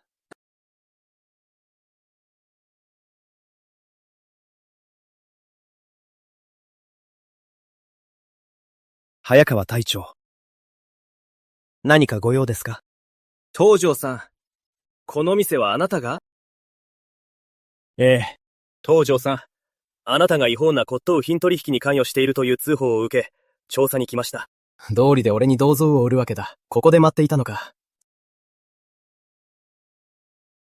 東條さん、落ち着いて。昨日の午後3時50分、金メッキ仏像を買い取りましたか？ええ、買い取りましたよ。なら間違いない。売り手はハダシチェローという古美術泥棒です。昨日、国平私鉄美術館からその仏像を盗み出したんです。彼はすでに逮捕されています。ですが、盗んだ仏像を安くあなたに売ったと供述しています。売った直後に捕まるとは、本当に偶然ですね。この仏像は確かに昨日買い取ったものです。では、署までご同行願えますか？どうしてこの仏像が盗まれたものだと確認できるんですか？その仏像は盗まれた仏像の写真と全く同じだ。同じならそれだと、こんな仏像骨董市場に行けば山ほどありますよ。美術館の責任者を呼んで鑑定させよう。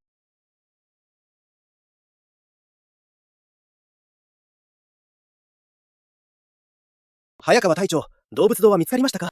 李さん、これが美術館から盗まれたものか確認を。李さん、よーく見てください。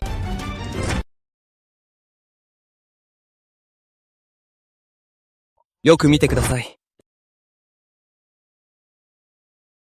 いや、これじゃない。重さが違う。違う、この動物像は偽物だ。俺のじゃない。俺の明朝動物像はどこだ？早く出せ！何のことかわかりません。受け取った仏像はこれ一つだけです。うちの美術館の動物像は3000万に1元以上の価値がある。全く違う。お前が隠したに決まってる。最初から確信を持って狙ってきたな。計画的な犯行か。背後にいるのは、南原家だろうな。隠す。こんなもののために、古賀庵の評判を落とすような真似はしない。古賀？金城美術館に寄付したっていうあの店じゃないか。長官長も感謝状を出していたはずだ。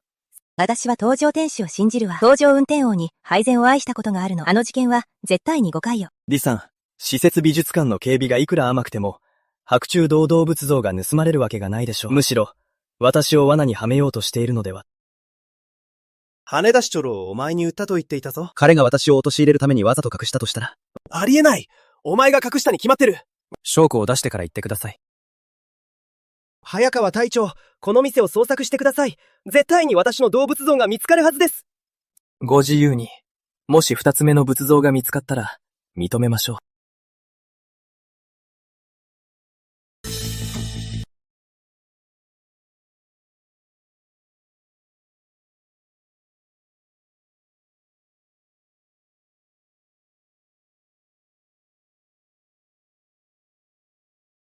こっちにもない。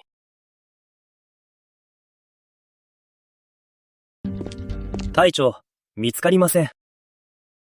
李さん、これだけ探しましたが、証拠は何も見つかりません。美術館と難事件が東條さんと関係しているとは断定できません。東條さん、そういうことなら我々はこれで。ですが、この仏像は証拠として持ち帰り調べさせてもらいます。いいでしょう。警察が潔白を証明してくれることを願います。撤収。ほら、甲斐さんだ。さあさあ、甲斐さん、行くぞ。東条が今頃、連行されてるはずよね。東条のやつに銅像の仕掛けは絶対に見抜けませんよ。南原さん、この計画は実に見事です。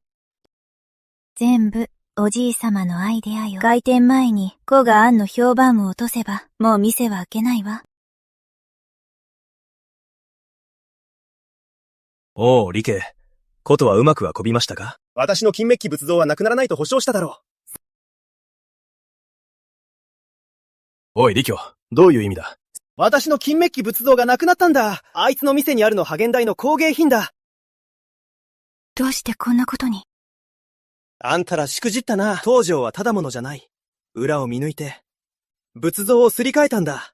裸足ちょろうの品が偽物なら、バカみたいに100万円も出して買うか？東条のクソ野郎！南原さん、南原家の顔に免じて協力したのに3000万円の仏像が消えたんだ。きっちり説明してもらおう。あの仏像はどう見ても1000万円だろう。おい、誰が言った？ 3000 万円で買ったんだぞ。イさん、仏像は必ず取り戻します。損はさせません。もし見つからなければ、全額弁償しますわ。約束は守れよ。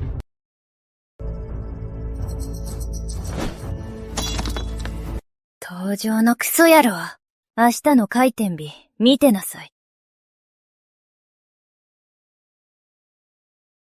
東条店主、開店おめでとうございます。おめでとう。押しかけちゃったけど、手工力よ。骨董店の開店おめでとう。紅玉ね、大歓迎ですよ。どうぞ中へ。ほんの気持ちよ。お店が順調に行くよう祈ってるわ。紅玉ね、お気遣いありがとうございます。さあ、中へ。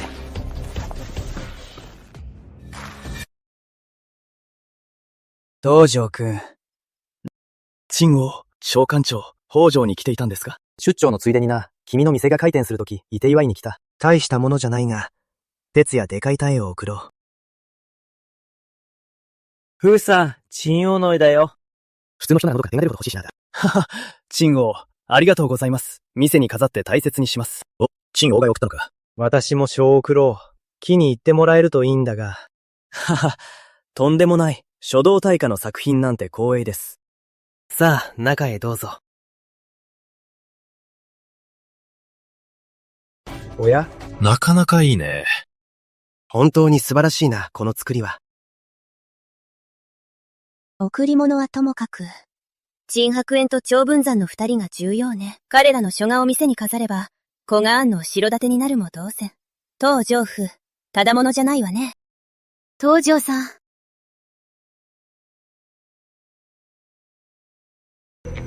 お父さん、こちらが東条峰さんよ。今日開店だと聞いて、お祝いに来たの。見間違いじゃないよな。北条一の富豪の古田正一じゃないか。本当か？この子が庵の店主。ただものじゃないな。そうだよな。さっきは言ったのも大物ばかりだったぞ。金城美術館の長官長までは言っていったからな。古田さんご自身でお越しいただけるとは光栄です。本当は、もっと早く会いに来るべきだったんだ。娘を助けてくれたこと、まだお礼を言っていなくてね。レイさんとは友達ですから、お気になさらず。さあ、中へどうぞ。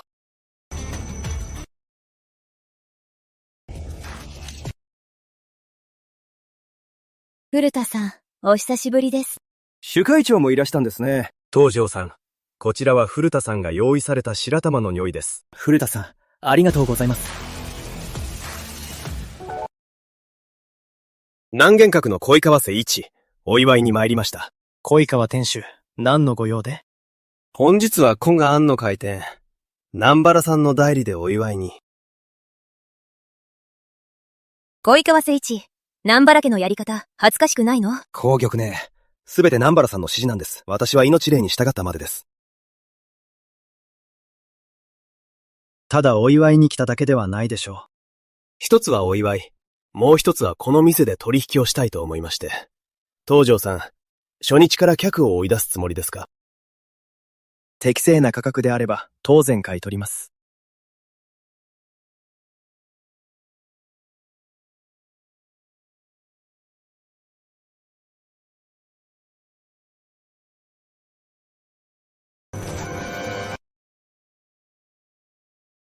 東條さん、この支度はどうですか？形からして、ただの品ではありませんね。その通り。明代のしたこの巨匠、時代品の作です。わあ。これはいいものね。時代品の新作なら、今は1億に次元以上の価値があるわ。置いて見せてくれ。触れるのは一切禁止です。専門家。でも、触れずにそこの印も見ないで鑑定するのは難しいわ。わざと困らせているんじゃないの？東條店主は目利きだと聞いていますので、今日はその腕前を試させてもらおうかと。この試作を、遠目だけで鑑定して、買う勇気はありますかな？南原家とは色々あるのに、儲けのためにそれを手放すのか。東條店主、買えないのならそう言えばいい。隠す必要はないだろう。残念だな。3000万に違元で、千載一遇のチャンスを逃すことになるとは。もし本当に時代品の作なら、鹿は一元を優に超える。買わなければ笑い物になるな。目の前の掘り出し物を逃せば恥をかく。だが偽物だった場合も、買えば同じく笑いの種だ。南原若菜もよく考えたものね。もし峰が買わなかったら、本物だろうと偽物だろうと、あなたたちは市場で本物だと言いふらせる。試作はあなたたちの手元にあるのだから、どうとでも言えるわ。それは東條店主の度胸次第だな。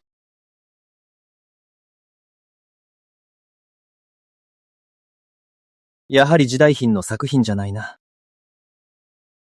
この試作が、どうしてだ、風祖。やはり見誤ったようだな。ふう、そう。この下子は悪くないが、時代品の作風とは少し違うようだ。おそらく模造品だ。よく考えなさい。東條くん、くれぐれも早まるんじゃないぞ。さ、お気遣い感謝します。考えがあるんでご安心を。東條店主、買う度胸がないならこの大礼は持ち帰るぞ。待て、誰がいらないと言った？若者よ、やはり落ち着きがないな。この壺は気に入った。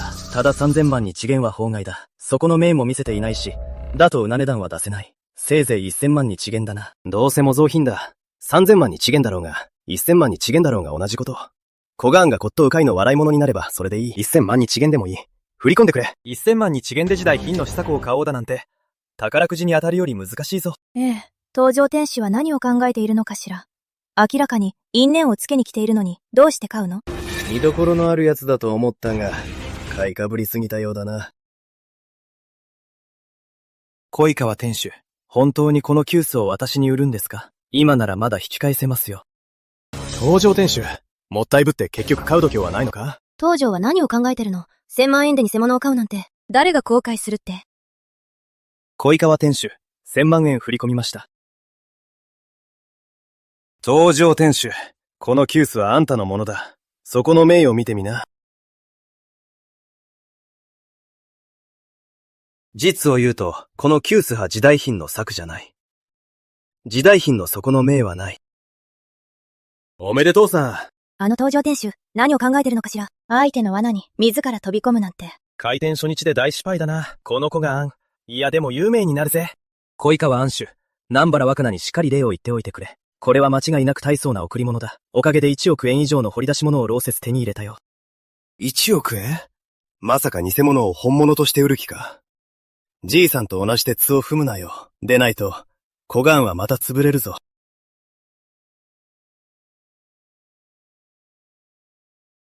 文句ある？不満なら、南原若菜を呼んできなさい。南原家の犬を一匹しつけて何が悪い？ちょっとやりすぎだろ。東条、信じてるわ。あなたが価値があると言うなら、そうなんだわ。福田おじ、カウンターの鉄ブラシを取ってきて。はい。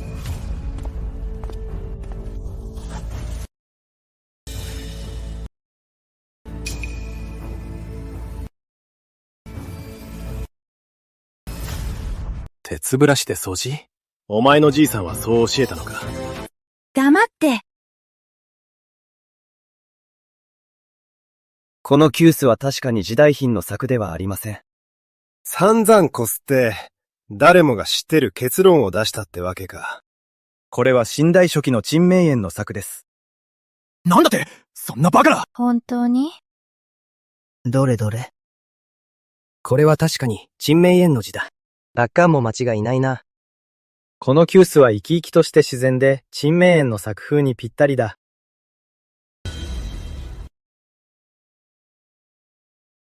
陳明園の急須八代品の作に劣りません。この急須は少なくとも1億は下りませんよ。1億に違え？東条さん、おめでとう。1000万に違えね。陳明園を買うなんて。登場天使は神がかってますね。あんたたち見間違えてるんだ。その辺の急須が陳明園の作なわけないだろう。今は俺の急須だ。触るな。だがそこの鑑識は見せてやる。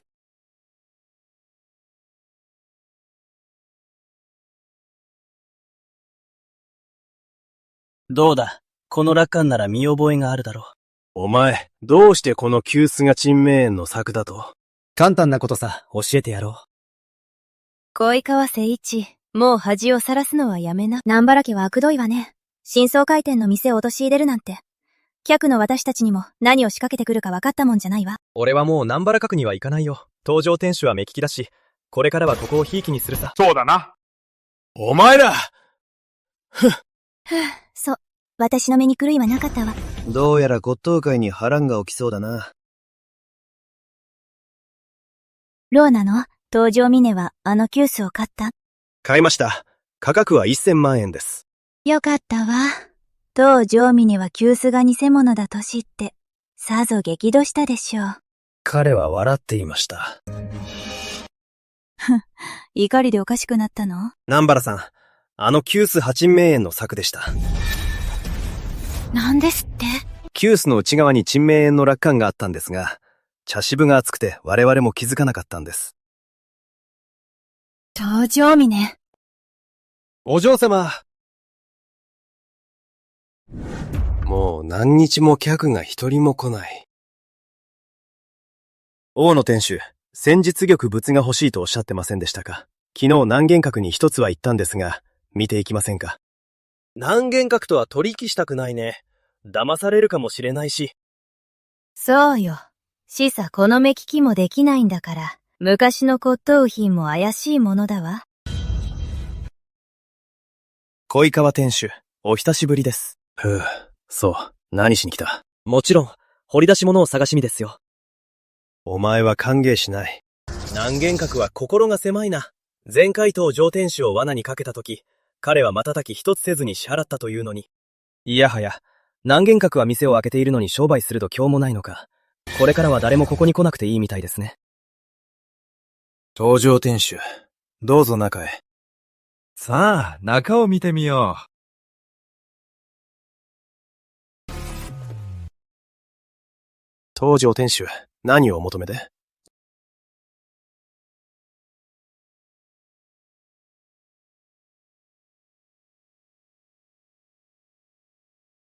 小井川安主、この花鳥が誰の作品だ？これは八大三人の総長図です。お目型怪盗上天使なら、裏の署名に気づきませんか？ああ、この絵はいくらだ？そのやつ抜け目ないな。まさかこの絵に何か問題が？どうした？この絵は売らないのか？この絵は以前見たことがある、李仙安氏が1500万日元で出品していた。八大三人の作品で1500万日元なら高くない。当然だ。南玄閣はいつも適正価格だ。でもこれは本当に八大三人の作品か？どういう意味だ？南玄閣派偽物は売らない。1500万日元は少額じゃない。李仙安主、南玄閣に通いんしょうがないんだ。ふう、そう、よく見ろ。うち派偽物なら3倍返しだ。もし偽物なら、絵派持っていけ。3倍の額を払う。よし、その言葉を待っていた。これを買おう。そんなにすんなりと、本当に絵を買いに来たのか？李仙安主、売るのが惜しいのか？1500万日元だぞ。目の前の利益をのが好きか？この絵は何度も見たが、絶対に問題ない。この風さんが毎回掘り出し物を見つけられるわけがない。いいだろう、登場店主。今包んでやる。急がないでくれ。先に金を払うよ。いやー、本当に美しいな。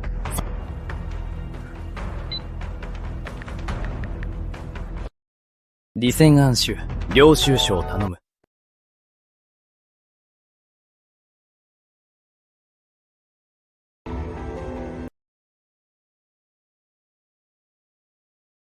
領収書だ。よし、李仙安主。今すぐ4500万日元を賠償してくれ。では李仙安主、4500万の賠償をお願いします。どういう意味だ？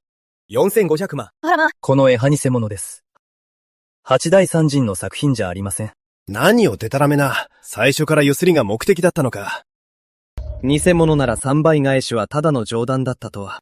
証拠もないのに。よくもデタラメを。登場店主。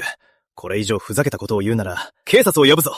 いいですよ、呼びましょう。警察が来てから、これが高性能模造品だと証明してあげます。何事だ？南原王。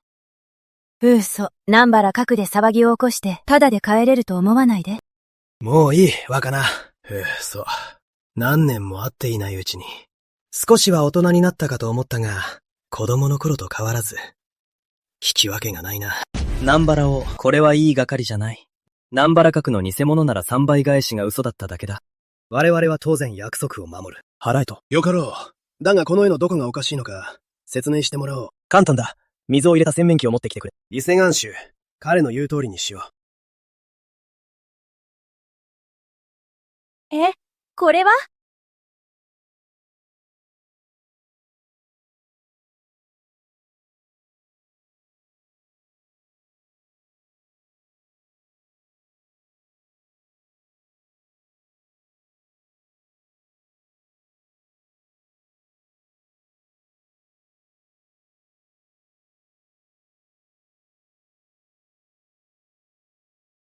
絵を水に入れるの？水に入れるだと？そう、狂ったの。1500万のよ。そのまま水につけるなんて。1500万円もするのに、そのまま水につける気。皆さん、よく見てください。何をしてるんだ？何を見るの？私たちをどう陥れるかを見るの？南原家令嬢、そう焦らないで。うわ、楽観が消えたぞ。この紙、なんと継ぎはぎだわ。工場亭主の言う通り、本当に偽物なのか？本当に偽物は？南原家のこれが、こんな大棚で偽物を売るなんて。これで証拠になりますか？恋川安州。東条に3倍の賠償金を払え。はい。東条店主、こちらへ。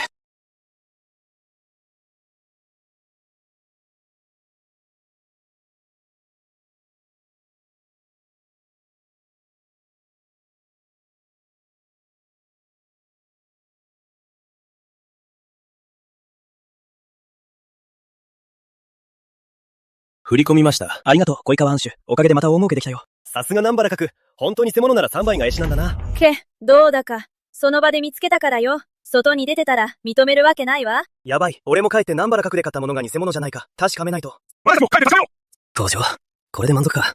まだ足りない。祖父の件。南原家には必ず代償を払わせる。東条、私とお前の祖父は親友だ。私が彼を陥れるわけがないだろ。真相はすでに調べがついてる。南原王、せいぜい気をつけるんだな。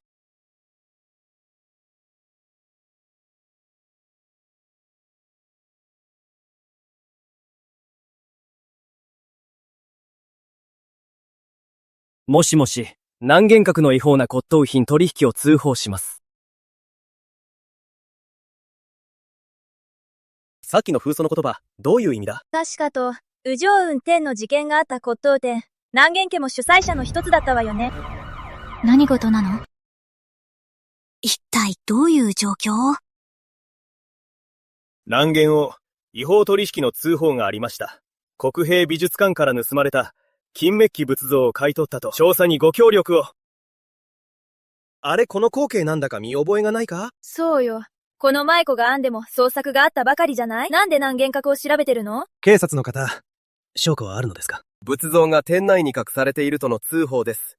捜索させてください。動物像は風祖が隠したと言ってなかったか？なぜうちの店にある？小川庵をずっと見張らせていましたが、動物像は見つかりませんでした。絶対誰かの罠です。南玄王ご安心を。この店は1日20回掃除してます。動物像など絶対にありません。どうぞ、調べてください。どうぞお調べください。ああ。本当にあるのかしら？あるのかな？早川隊長、うちの店にはないって言ったでしょ。小岩を調べに行けばいいのに。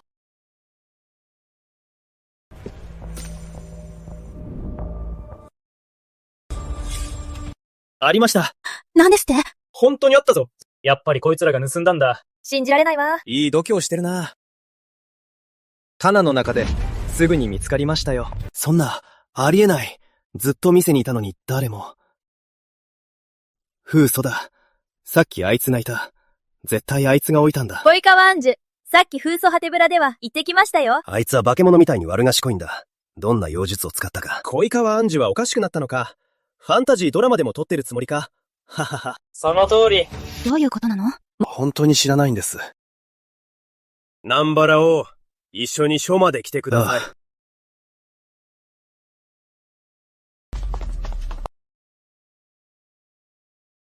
おじいさま、これからどうするの？お前は何も言うな。私が対処する。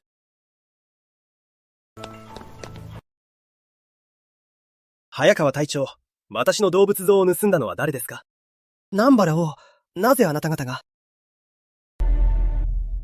なぜあなたたちが？李さん、見てください。これが盗まれた仏像ですか？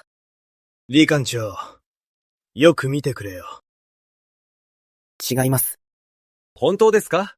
李さん、警察を騙すのがどういう罪か分かっていますか？鑑識に調べさせました。この仏像の底には、あなたの美術館の番号がありますよ。ああ、おまわりさん。久しぶりに見たので見間違いました。間違いなくうちの仏像です。南玄王、何か言うことは？李仙安州。南玄閣で長年も働いてきて、両親に従ってこうどうしろと言い聞かせてきたのに、どうしてこんなことを。私は、はい。この仏像は私が個人的に手に入れたもので、南玄閣とは無関係です。自分で収集したかったんです。李館長、持って帰ってください。ああ。李仙安州。南玄閣は貧困の悪いものを決しておかない。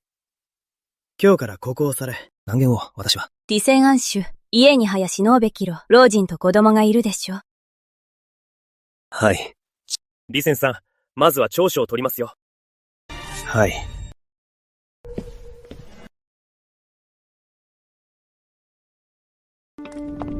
登場峰の仕業に決まってるわ。アステマトイメ。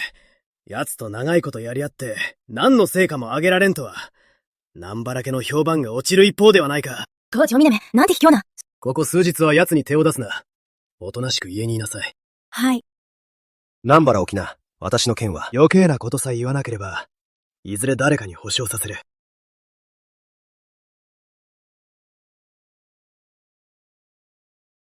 道場、今日のニュース見た？何のニュース？南原角が偽物を売って、違法取引したって。恋川聖一のミスだと言って、買い越したけど、誰も信じちゃいないわ。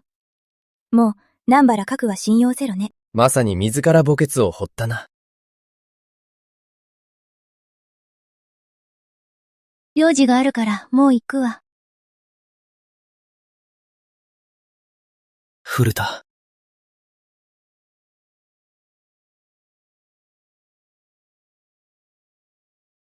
父さん。最近どうだ？悪くないよ。週末に一度実家に帰ってきなさい。話がある。うん、わかった。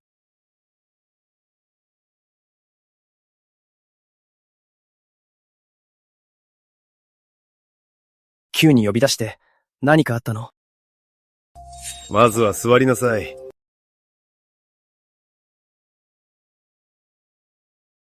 ふう、お前は私より立派だよ。父さん、急にどうしたんだ？実はおじいさんの剣の真相を知っているんだ。なんだって？じゃあなんで教えてくれなかったんだ？おじいさんに言われたんだ。お前を巻き込みたくないと。最近ネットでお前が南原家と激しくやり合っているのを見て、多分何かを知ったんだろうと思っていた。ああ。あの件は南原家が関わっている。おじいさんの仇を討つんだ。そういうことなら、話しておこう。当時多くの富豪が南原閣で買った骨董品をおじいさんに鑑定してもらったんだ。おじいさんは正直で真実を言う人だった。買った骨董品が偽物だとした富豪たちは南原閣に抗議し、それで南原真一の恨みを買ったんだ。それからおじいさんを逆恨みし、罠を仕掛けて名誉を台無しにした。利益のために長年の親友を追い詰めるなんて。南原家は本当に血も涙もない。絶対に代償を払わせてやる。おじいさんがお前に残したものがある。一人前になったら渡してくれとね。何を残したんだ？なんだ？開けてみればわかる。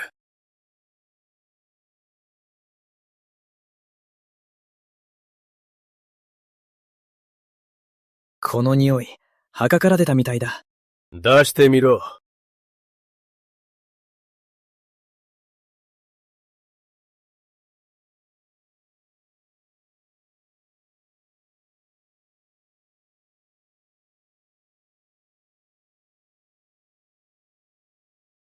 これはじいさんが残したものだ。どうだ？これは新品か年代物か。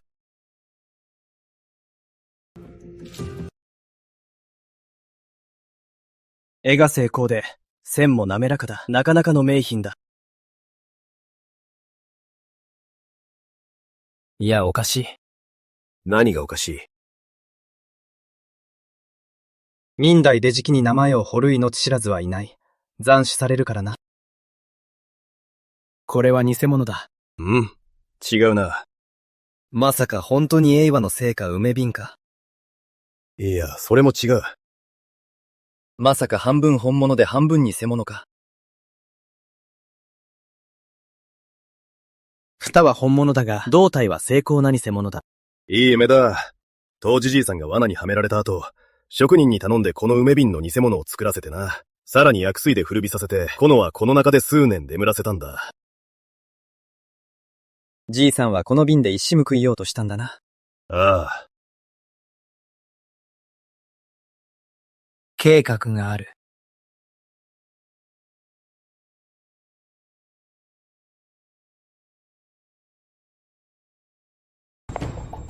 おや、これは南原家のお嬢様じゃないですか。家の評判を挽回もせず、お茶を飲む暇があるとは。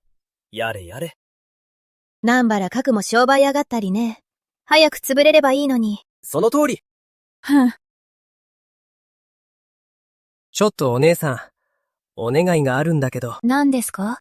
手元に売りたい染付時期があってね。その蓋を持ってきたんだ。南原さんにちょっと見せてもらえないかな。もし彼女が興味を持ったら、謝礼として50万に1元をあげるよ。興味がなくても、手間賃としてこの10万に1元をあげる。本当ですか？もちろん。わかりました。やってみます。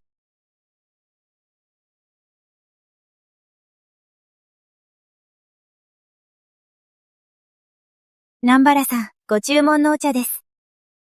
まだ何か？南原さん、友人が売りたい時期があって、見ていただけないかと。どんな時期？明代の染付の精目だそうです。ふん、染付ね。染付が売れないわけないでしょ。いっそこが案に持って行かせれば。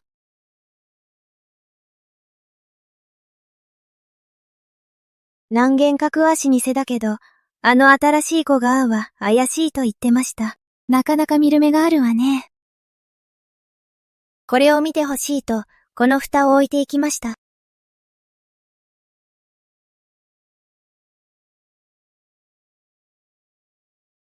本当に永和年間の蓋ね。何この匂い。ひどいわね。墓から掘り出されたばかりね。こそこそしてるわけだわ。なかなかいいわね。持ち帰って調べてから明日返すわ。はい。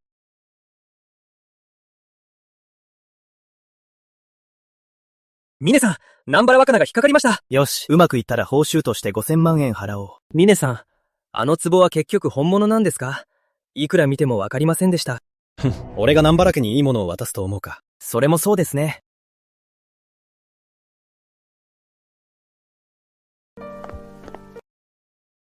おじいちゃん、これ見て。なんだい？どこから手に入れた？売りたい人がいて、私のところに来たの。でもこれ、墓から出たものだと思うわ。悪くない。代々伝わる品には見えんな。それで、壺本体は？実物はまだ見てないわ。売り手の手元にあるの。買い取ってもいいが、相手を試さねばな。明日、茶屋に相手を呼び出しなさい。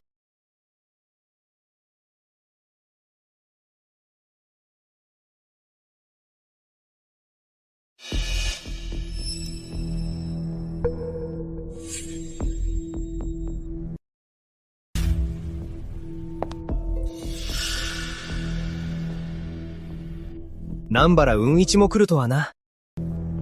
大物だからな。それに2人も連れてきてる。怖いか？怖くねえよ。富はけわしきにありだ。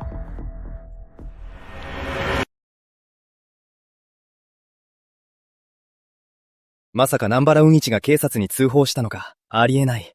あの古狐がそんな虫なことするはずない。どうしたミネさん？タトゥーだ。あの3人の警察は偽物だ。南原雲一の狙いは何だ？誰に聞かれても、先祖代々伝わるものだと絶対に言い張れ。わかったな。ああ、わかった。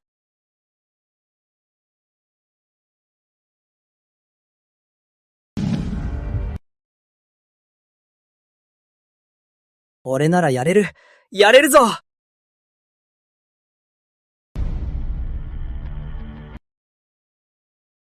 南原若菜さんと南原雲一王ですね。あなたが売り手の方ですね。さあ、座って。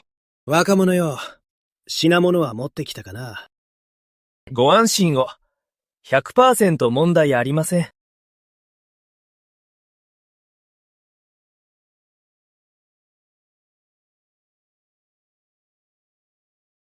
これはいいお宝だ。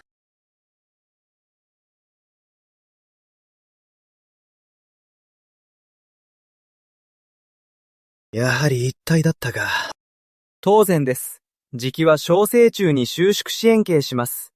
後から蓋を合わせようとしてもこうはいきません。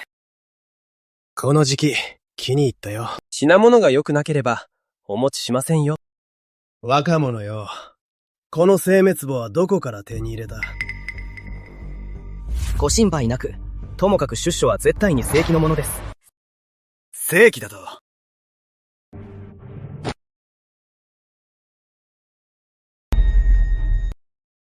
南原真一、何をする気だ？なんだと？図星なら、この聖バイクは塚から出たものだな。墓泥棒は違法だ。これは盗品だよ。クソじじい、横取りする気か！若いの、口の利き方に気をつけろ。このお二方は、死刑囚坂の方だ。騙せると思うか？俺がビビるとでも？それは簡単だ。ハケ、アジトはどこだ？仲間はいるのか？仲間だと？いないよ、この聖バイコは。なんだ、早く言え！先祖伝来の品だ。信じないなら調べてみろ。このクソじじい、地獄に落ちろ！話してやれ。こいつらに背物の警察だな。まあ、全部5回よ。ほら座って、ゆっくり話しましょう。5回だと？お前らの芝居に付き合う暇はねえよ。ああ、仕方ない。兄さん、全部誤解だ。この業界は奥が深くてね。さあさあ、座ってくれ。私は本当にこの壺が欲しいんだ。値段なら、相談に乗るよ。10億に違えんだ。現金と引き換えだ。10億に違え？そりゃ無茶だ。そんな大金は出せない。なら、いくら出せる？2億に違えん。なんだと？まあ、落ち着いて。座って座って。8億に違え。5億に違えんだ。これが限界だ。これ以上は1に違えんも出せない。わかった。5億に違えん出て追うと。若菜、振り込め。はい、おじいさま。ただな、振り込む前に一つだけはっきりさせておく。なんだ。お前が誰か知らんし探る気もない。だが取引が終わってこの部屋を出たら、今日のことはなかったことにしろ。互いに赤の他人だ。安心しろ。業界のルールは心得てる。ここにいる数人以外、今日何があったかは誰も知らねえよ。ふん。じいちゃん、これで安らかに眠れるね。待ってろ。あいつを社会的に抹殺してやる。お楽しみはこれからだ。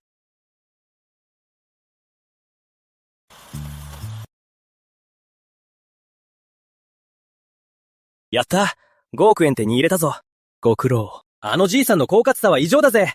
二人呼んで警察のふりさせて、俺を騙そうとしたんだ。あんたの言う通り、先祖伝来のものだと言い張って正解だった。よくやった。ああ、今回は500万円上乗せしてやる。へへ、ありがとう、峰さん。しばらくおとなしくしてろ。南原真一が偽物だと気づいたら、絶対にお前を狙ってくる。ああ、わかった。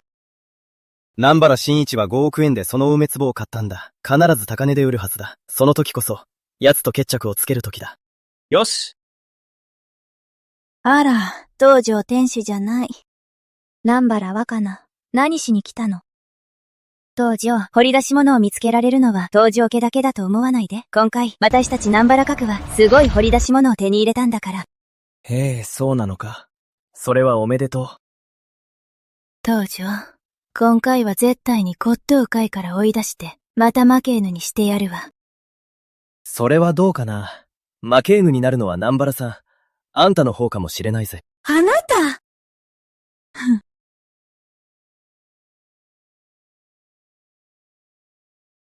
南原家が最近政治の便を手に入れたって聞いたけど、道理で南原さんが得意げなわけだ。情報が回るのが早いな。どうやら勢いに乗って高値で売るつもりだし。うちの父まで、その政治の便に興味を持ってるのよ。古田さん。古田おじさんにその時期は買わないように言って。もしかして何か知ってるの？とにかく俺を信じてくれ。わかったわ。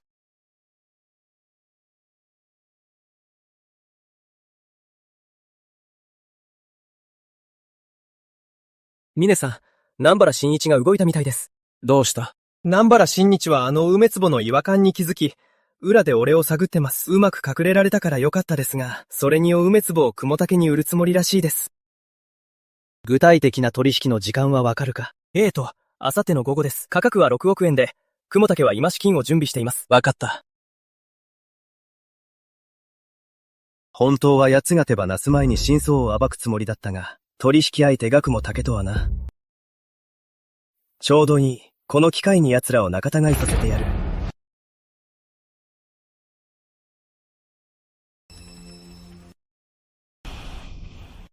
さすが名品だ。長い付き合いなのに、私が騙すわけないだろう。古田正一が欲しがったが、彼には売らなかったんだ。すぐ振り込みの手配をさせよう。それはどうも。お宝がてには言ってよかったな。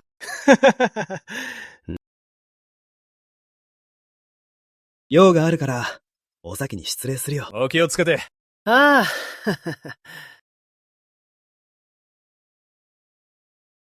ふん。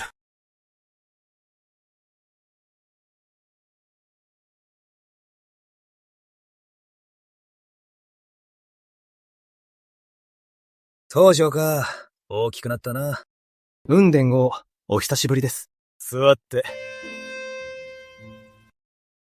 雲伝王、この精滅簿は素晴らしいですね。永は年間の染付ですか？そうだ。若手の中では君の目利きが一番だと聞いている。買いかぶりですよ。失礼ですが、これはいくらで買われたので？いくらの価値があると思う？本音と建前、どちらで聞きますか？入ってきてすぐ精滅簿に目を向けるとは、まさか問題でもあるのか？もちろん本音で頼む。わかりました。では、この染付の精滅簿、数千万円の価値しかありません。数千万円だと？模造品ですからね。数千万円じゃダメですか？なんだと？火でも狂ったのか、デタラメばかり。そうだ。大勢の専門家が鑑定して証明書もある。この精滅簿は絶対に本物だ。信じないなら結構です。聞かなかったことに。早くドアを閉めろ。誰も入れるな。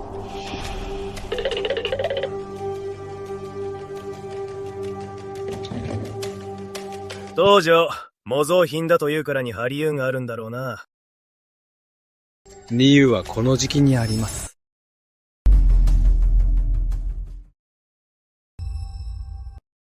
これを見て何だと思う？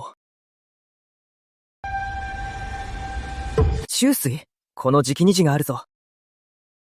南原真一！あの野郎、俺まで騙しやがって。行くぞ！南原真一のところへ！雲伝王、店を出たいまかれを問い詰めても、奴は認めないでしょう。道理で南原真一が金を受け取ってすぐに下駄わけだ。やましいからか。峰入ってきた時から自信満々だったが、この珍名壺を見たことがあるのか？その通り。この珍名壺は南原真一をはめるために俺が売ったんです。奴が偽物だと気づいて、あなたに売るとは思いませんでしたよ。お前も人が悪いな。お前がこの壺を奴に渡さなければ、俺が騙されることもなかったんだ。俺には関係ないでしょ。俺は南原真一に恨みがある。奴をはめるのは当然です。あなたは奴の親友なのに騙された。それは奴の人格に問題があるんですよ。6億円だぞ。それが水の泡になったんだ。復讐したいですか？復讐はしたいが、お前の盾にはならんぞ。悪役は俺がやりますよ。あんたたちは証言して、俺の味方をしてくれればいいんです。わかった。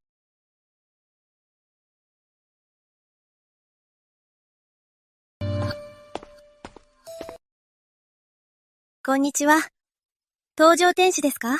品物の鑑定をお願いしたいんです。何ですか？東条天使、見ていただけますか？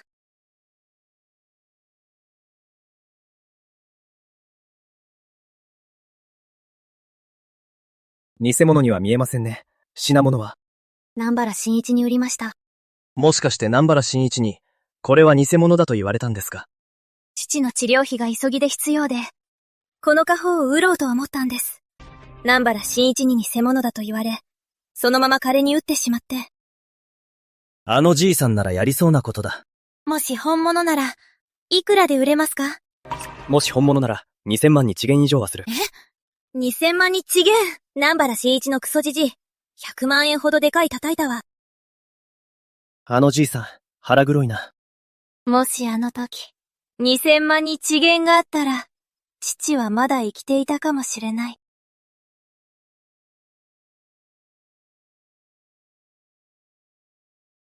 当上店主、品物はもう売ってしまったし、取り戻せるなんて思ってません。ただ復讐したいんです。どうするつもりだ？あの時、念のために南原真一との取引をこっそり録音しておいたんです。私はただの一般人だから、言っても誰も信じてくれないかもしれない。あなたが南原家と剣営の仲だと聞いて、これをあなたに託したいんです。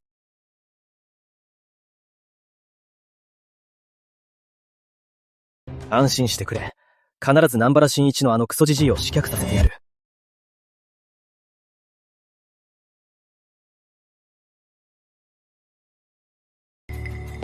ネットの噂見たか？南原真一学も竹を騙して6億も巻き上げたって。見た。日時や場所まで細かく書かれてたわ。東野進もう動きが早いな。もうこんなに広まってる。雲竹は馬場を引かされたまま、誰かに押し付けるつもりじゃ？見て、雲竹の生命。雲木庵は偽物を売らない証明として、今日の午後にその大滅棒を公開で叩き割れて。あんな大損して黙ってられるわけないよな。あんな高いものを本当に割るの？太っ腹ね。やっぱり俺が南原真一に売ったやつだ。雲竹もよく金を出したな。本当に偽物なのか？俺には本物にしか見えない。あの釉薬は、どう見ても高価ぞ。鑑定士たちを騙せるなんて、作ったやつは超一流に違いない。風さん、やっぱりあなただったのね。ちょっと見物にな。今回はあなたのおかげよ。じゃなければ、6億円を無駄にしていたのは私たち古竹だったわ。大したことじゃない。皆さん、この珍名声のために来られたのでしょう。誰が裏で言いふらしているのかは知りませんが、我々雲木庵は指折りの骨董屋です。名誉を汚すことは許しません。その指折りの店が見間違えるのか？見る目がなかったのではなく、誰かにはめられたんです。売り手派人望が厚く、この珍名庫の書類も完璧で、複数の鑑定士の署名もあったため、我々は油断して騙されたのです。ということは、売り手は本当に南原真一なのか？間違いない。彼以外に誰がいる？この時期で騙されたのは、我々の実力不足です。認めます。今日皆さんにお集まりいただいたのは、名誉のためにこの偽物を叩き割るのを見届けてもらうためです。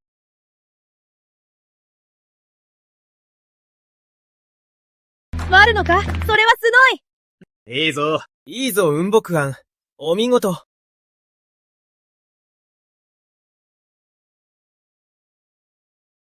そう、話があるんだけど。何？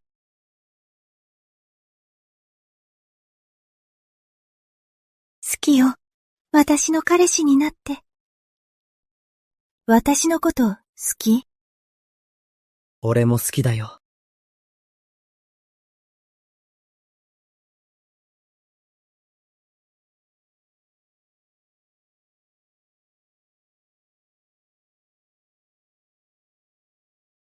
おじいさま、どうしましょう？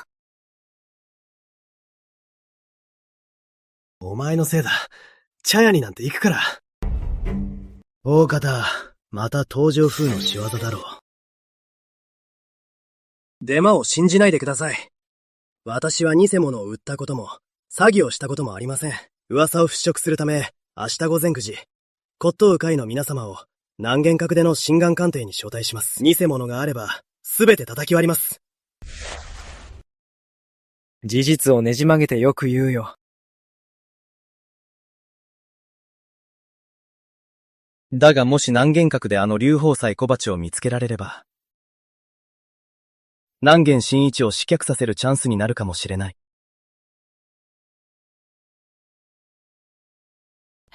やっぱり来たのね。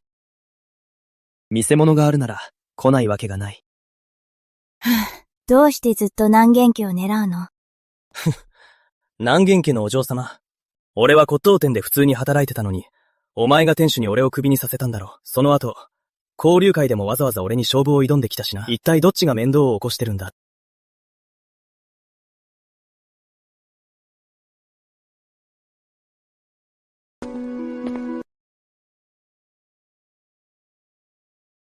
もしかして、龍鳳サイコバチはこの店にないのか？皆様、南玄閣へようこそ。以前と浮かんで贋作が見つかりましたが、あれは手下の不手際によるもので、すでにその暗種は解雇いたしました。その後、南玄閣の所蔵品は、一つ一つ鑑定を済ませており、すべて本物でございます。南玄王、この小鉢はみごとですね。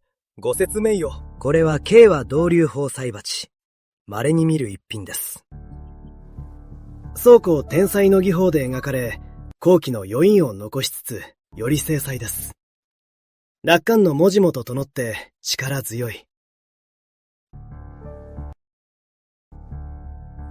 後に粉砕が交流し、五彩は激減しました。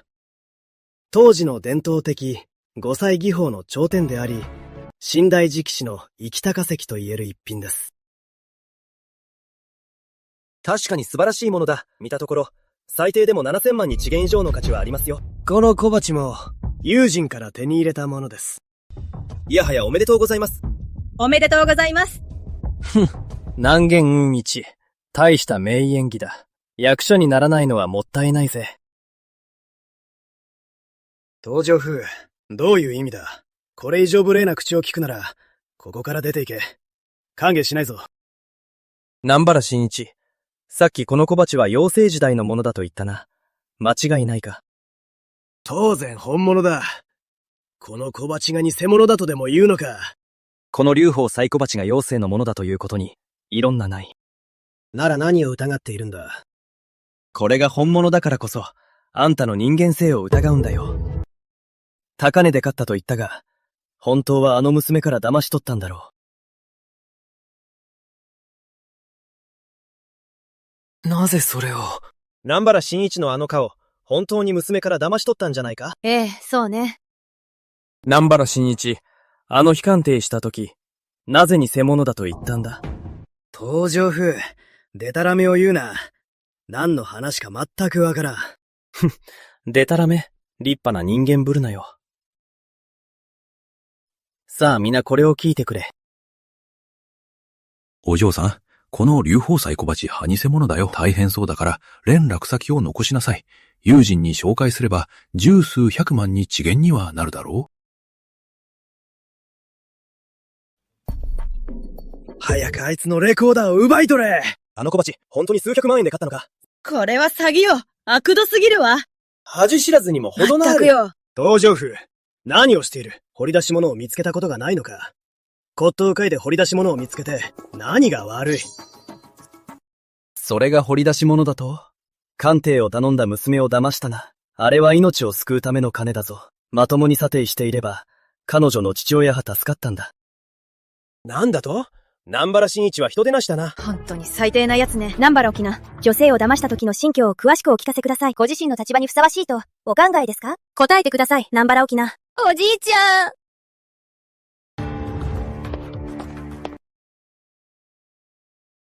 すみません。取材に応じてもらえますか？いいですよ。なぜあの女性の味方をしたんですか？南原真一は罠を仕掛けて私の祖父を殺し、東条家の骨董店を倒産させたからです。そんなことがあったんですか？東条さんの正義ある発言に感謝します。後で、南原の罠の裏側を暴きます。はい、ニュースを楽しみにしています。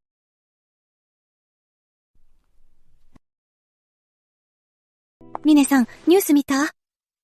南原真一が捕まったわ。本当か？ええ。ああいう奴は一生刑務所にいればいい。世間の害だからな。それに南原若菜、代理投手として数百億円の借金を抱えてて、今や誰もが南原家を叩いてる。南原家の破産も時間の問題ね。いい君だ。どうせ汚い金だしな。ええ。あと、おじいさんの件も無実が証明されたわ。本当か？ええ。記者が声明を出したの。最初は歌がう人もいたけど、雲田中一王が罠だったと証言してくれたわ。よかった。帰っておじいさんに先行をあげて、この良い知らせを伝えてくるよ。ええ。おじいさん。やっと仇を討てたよ。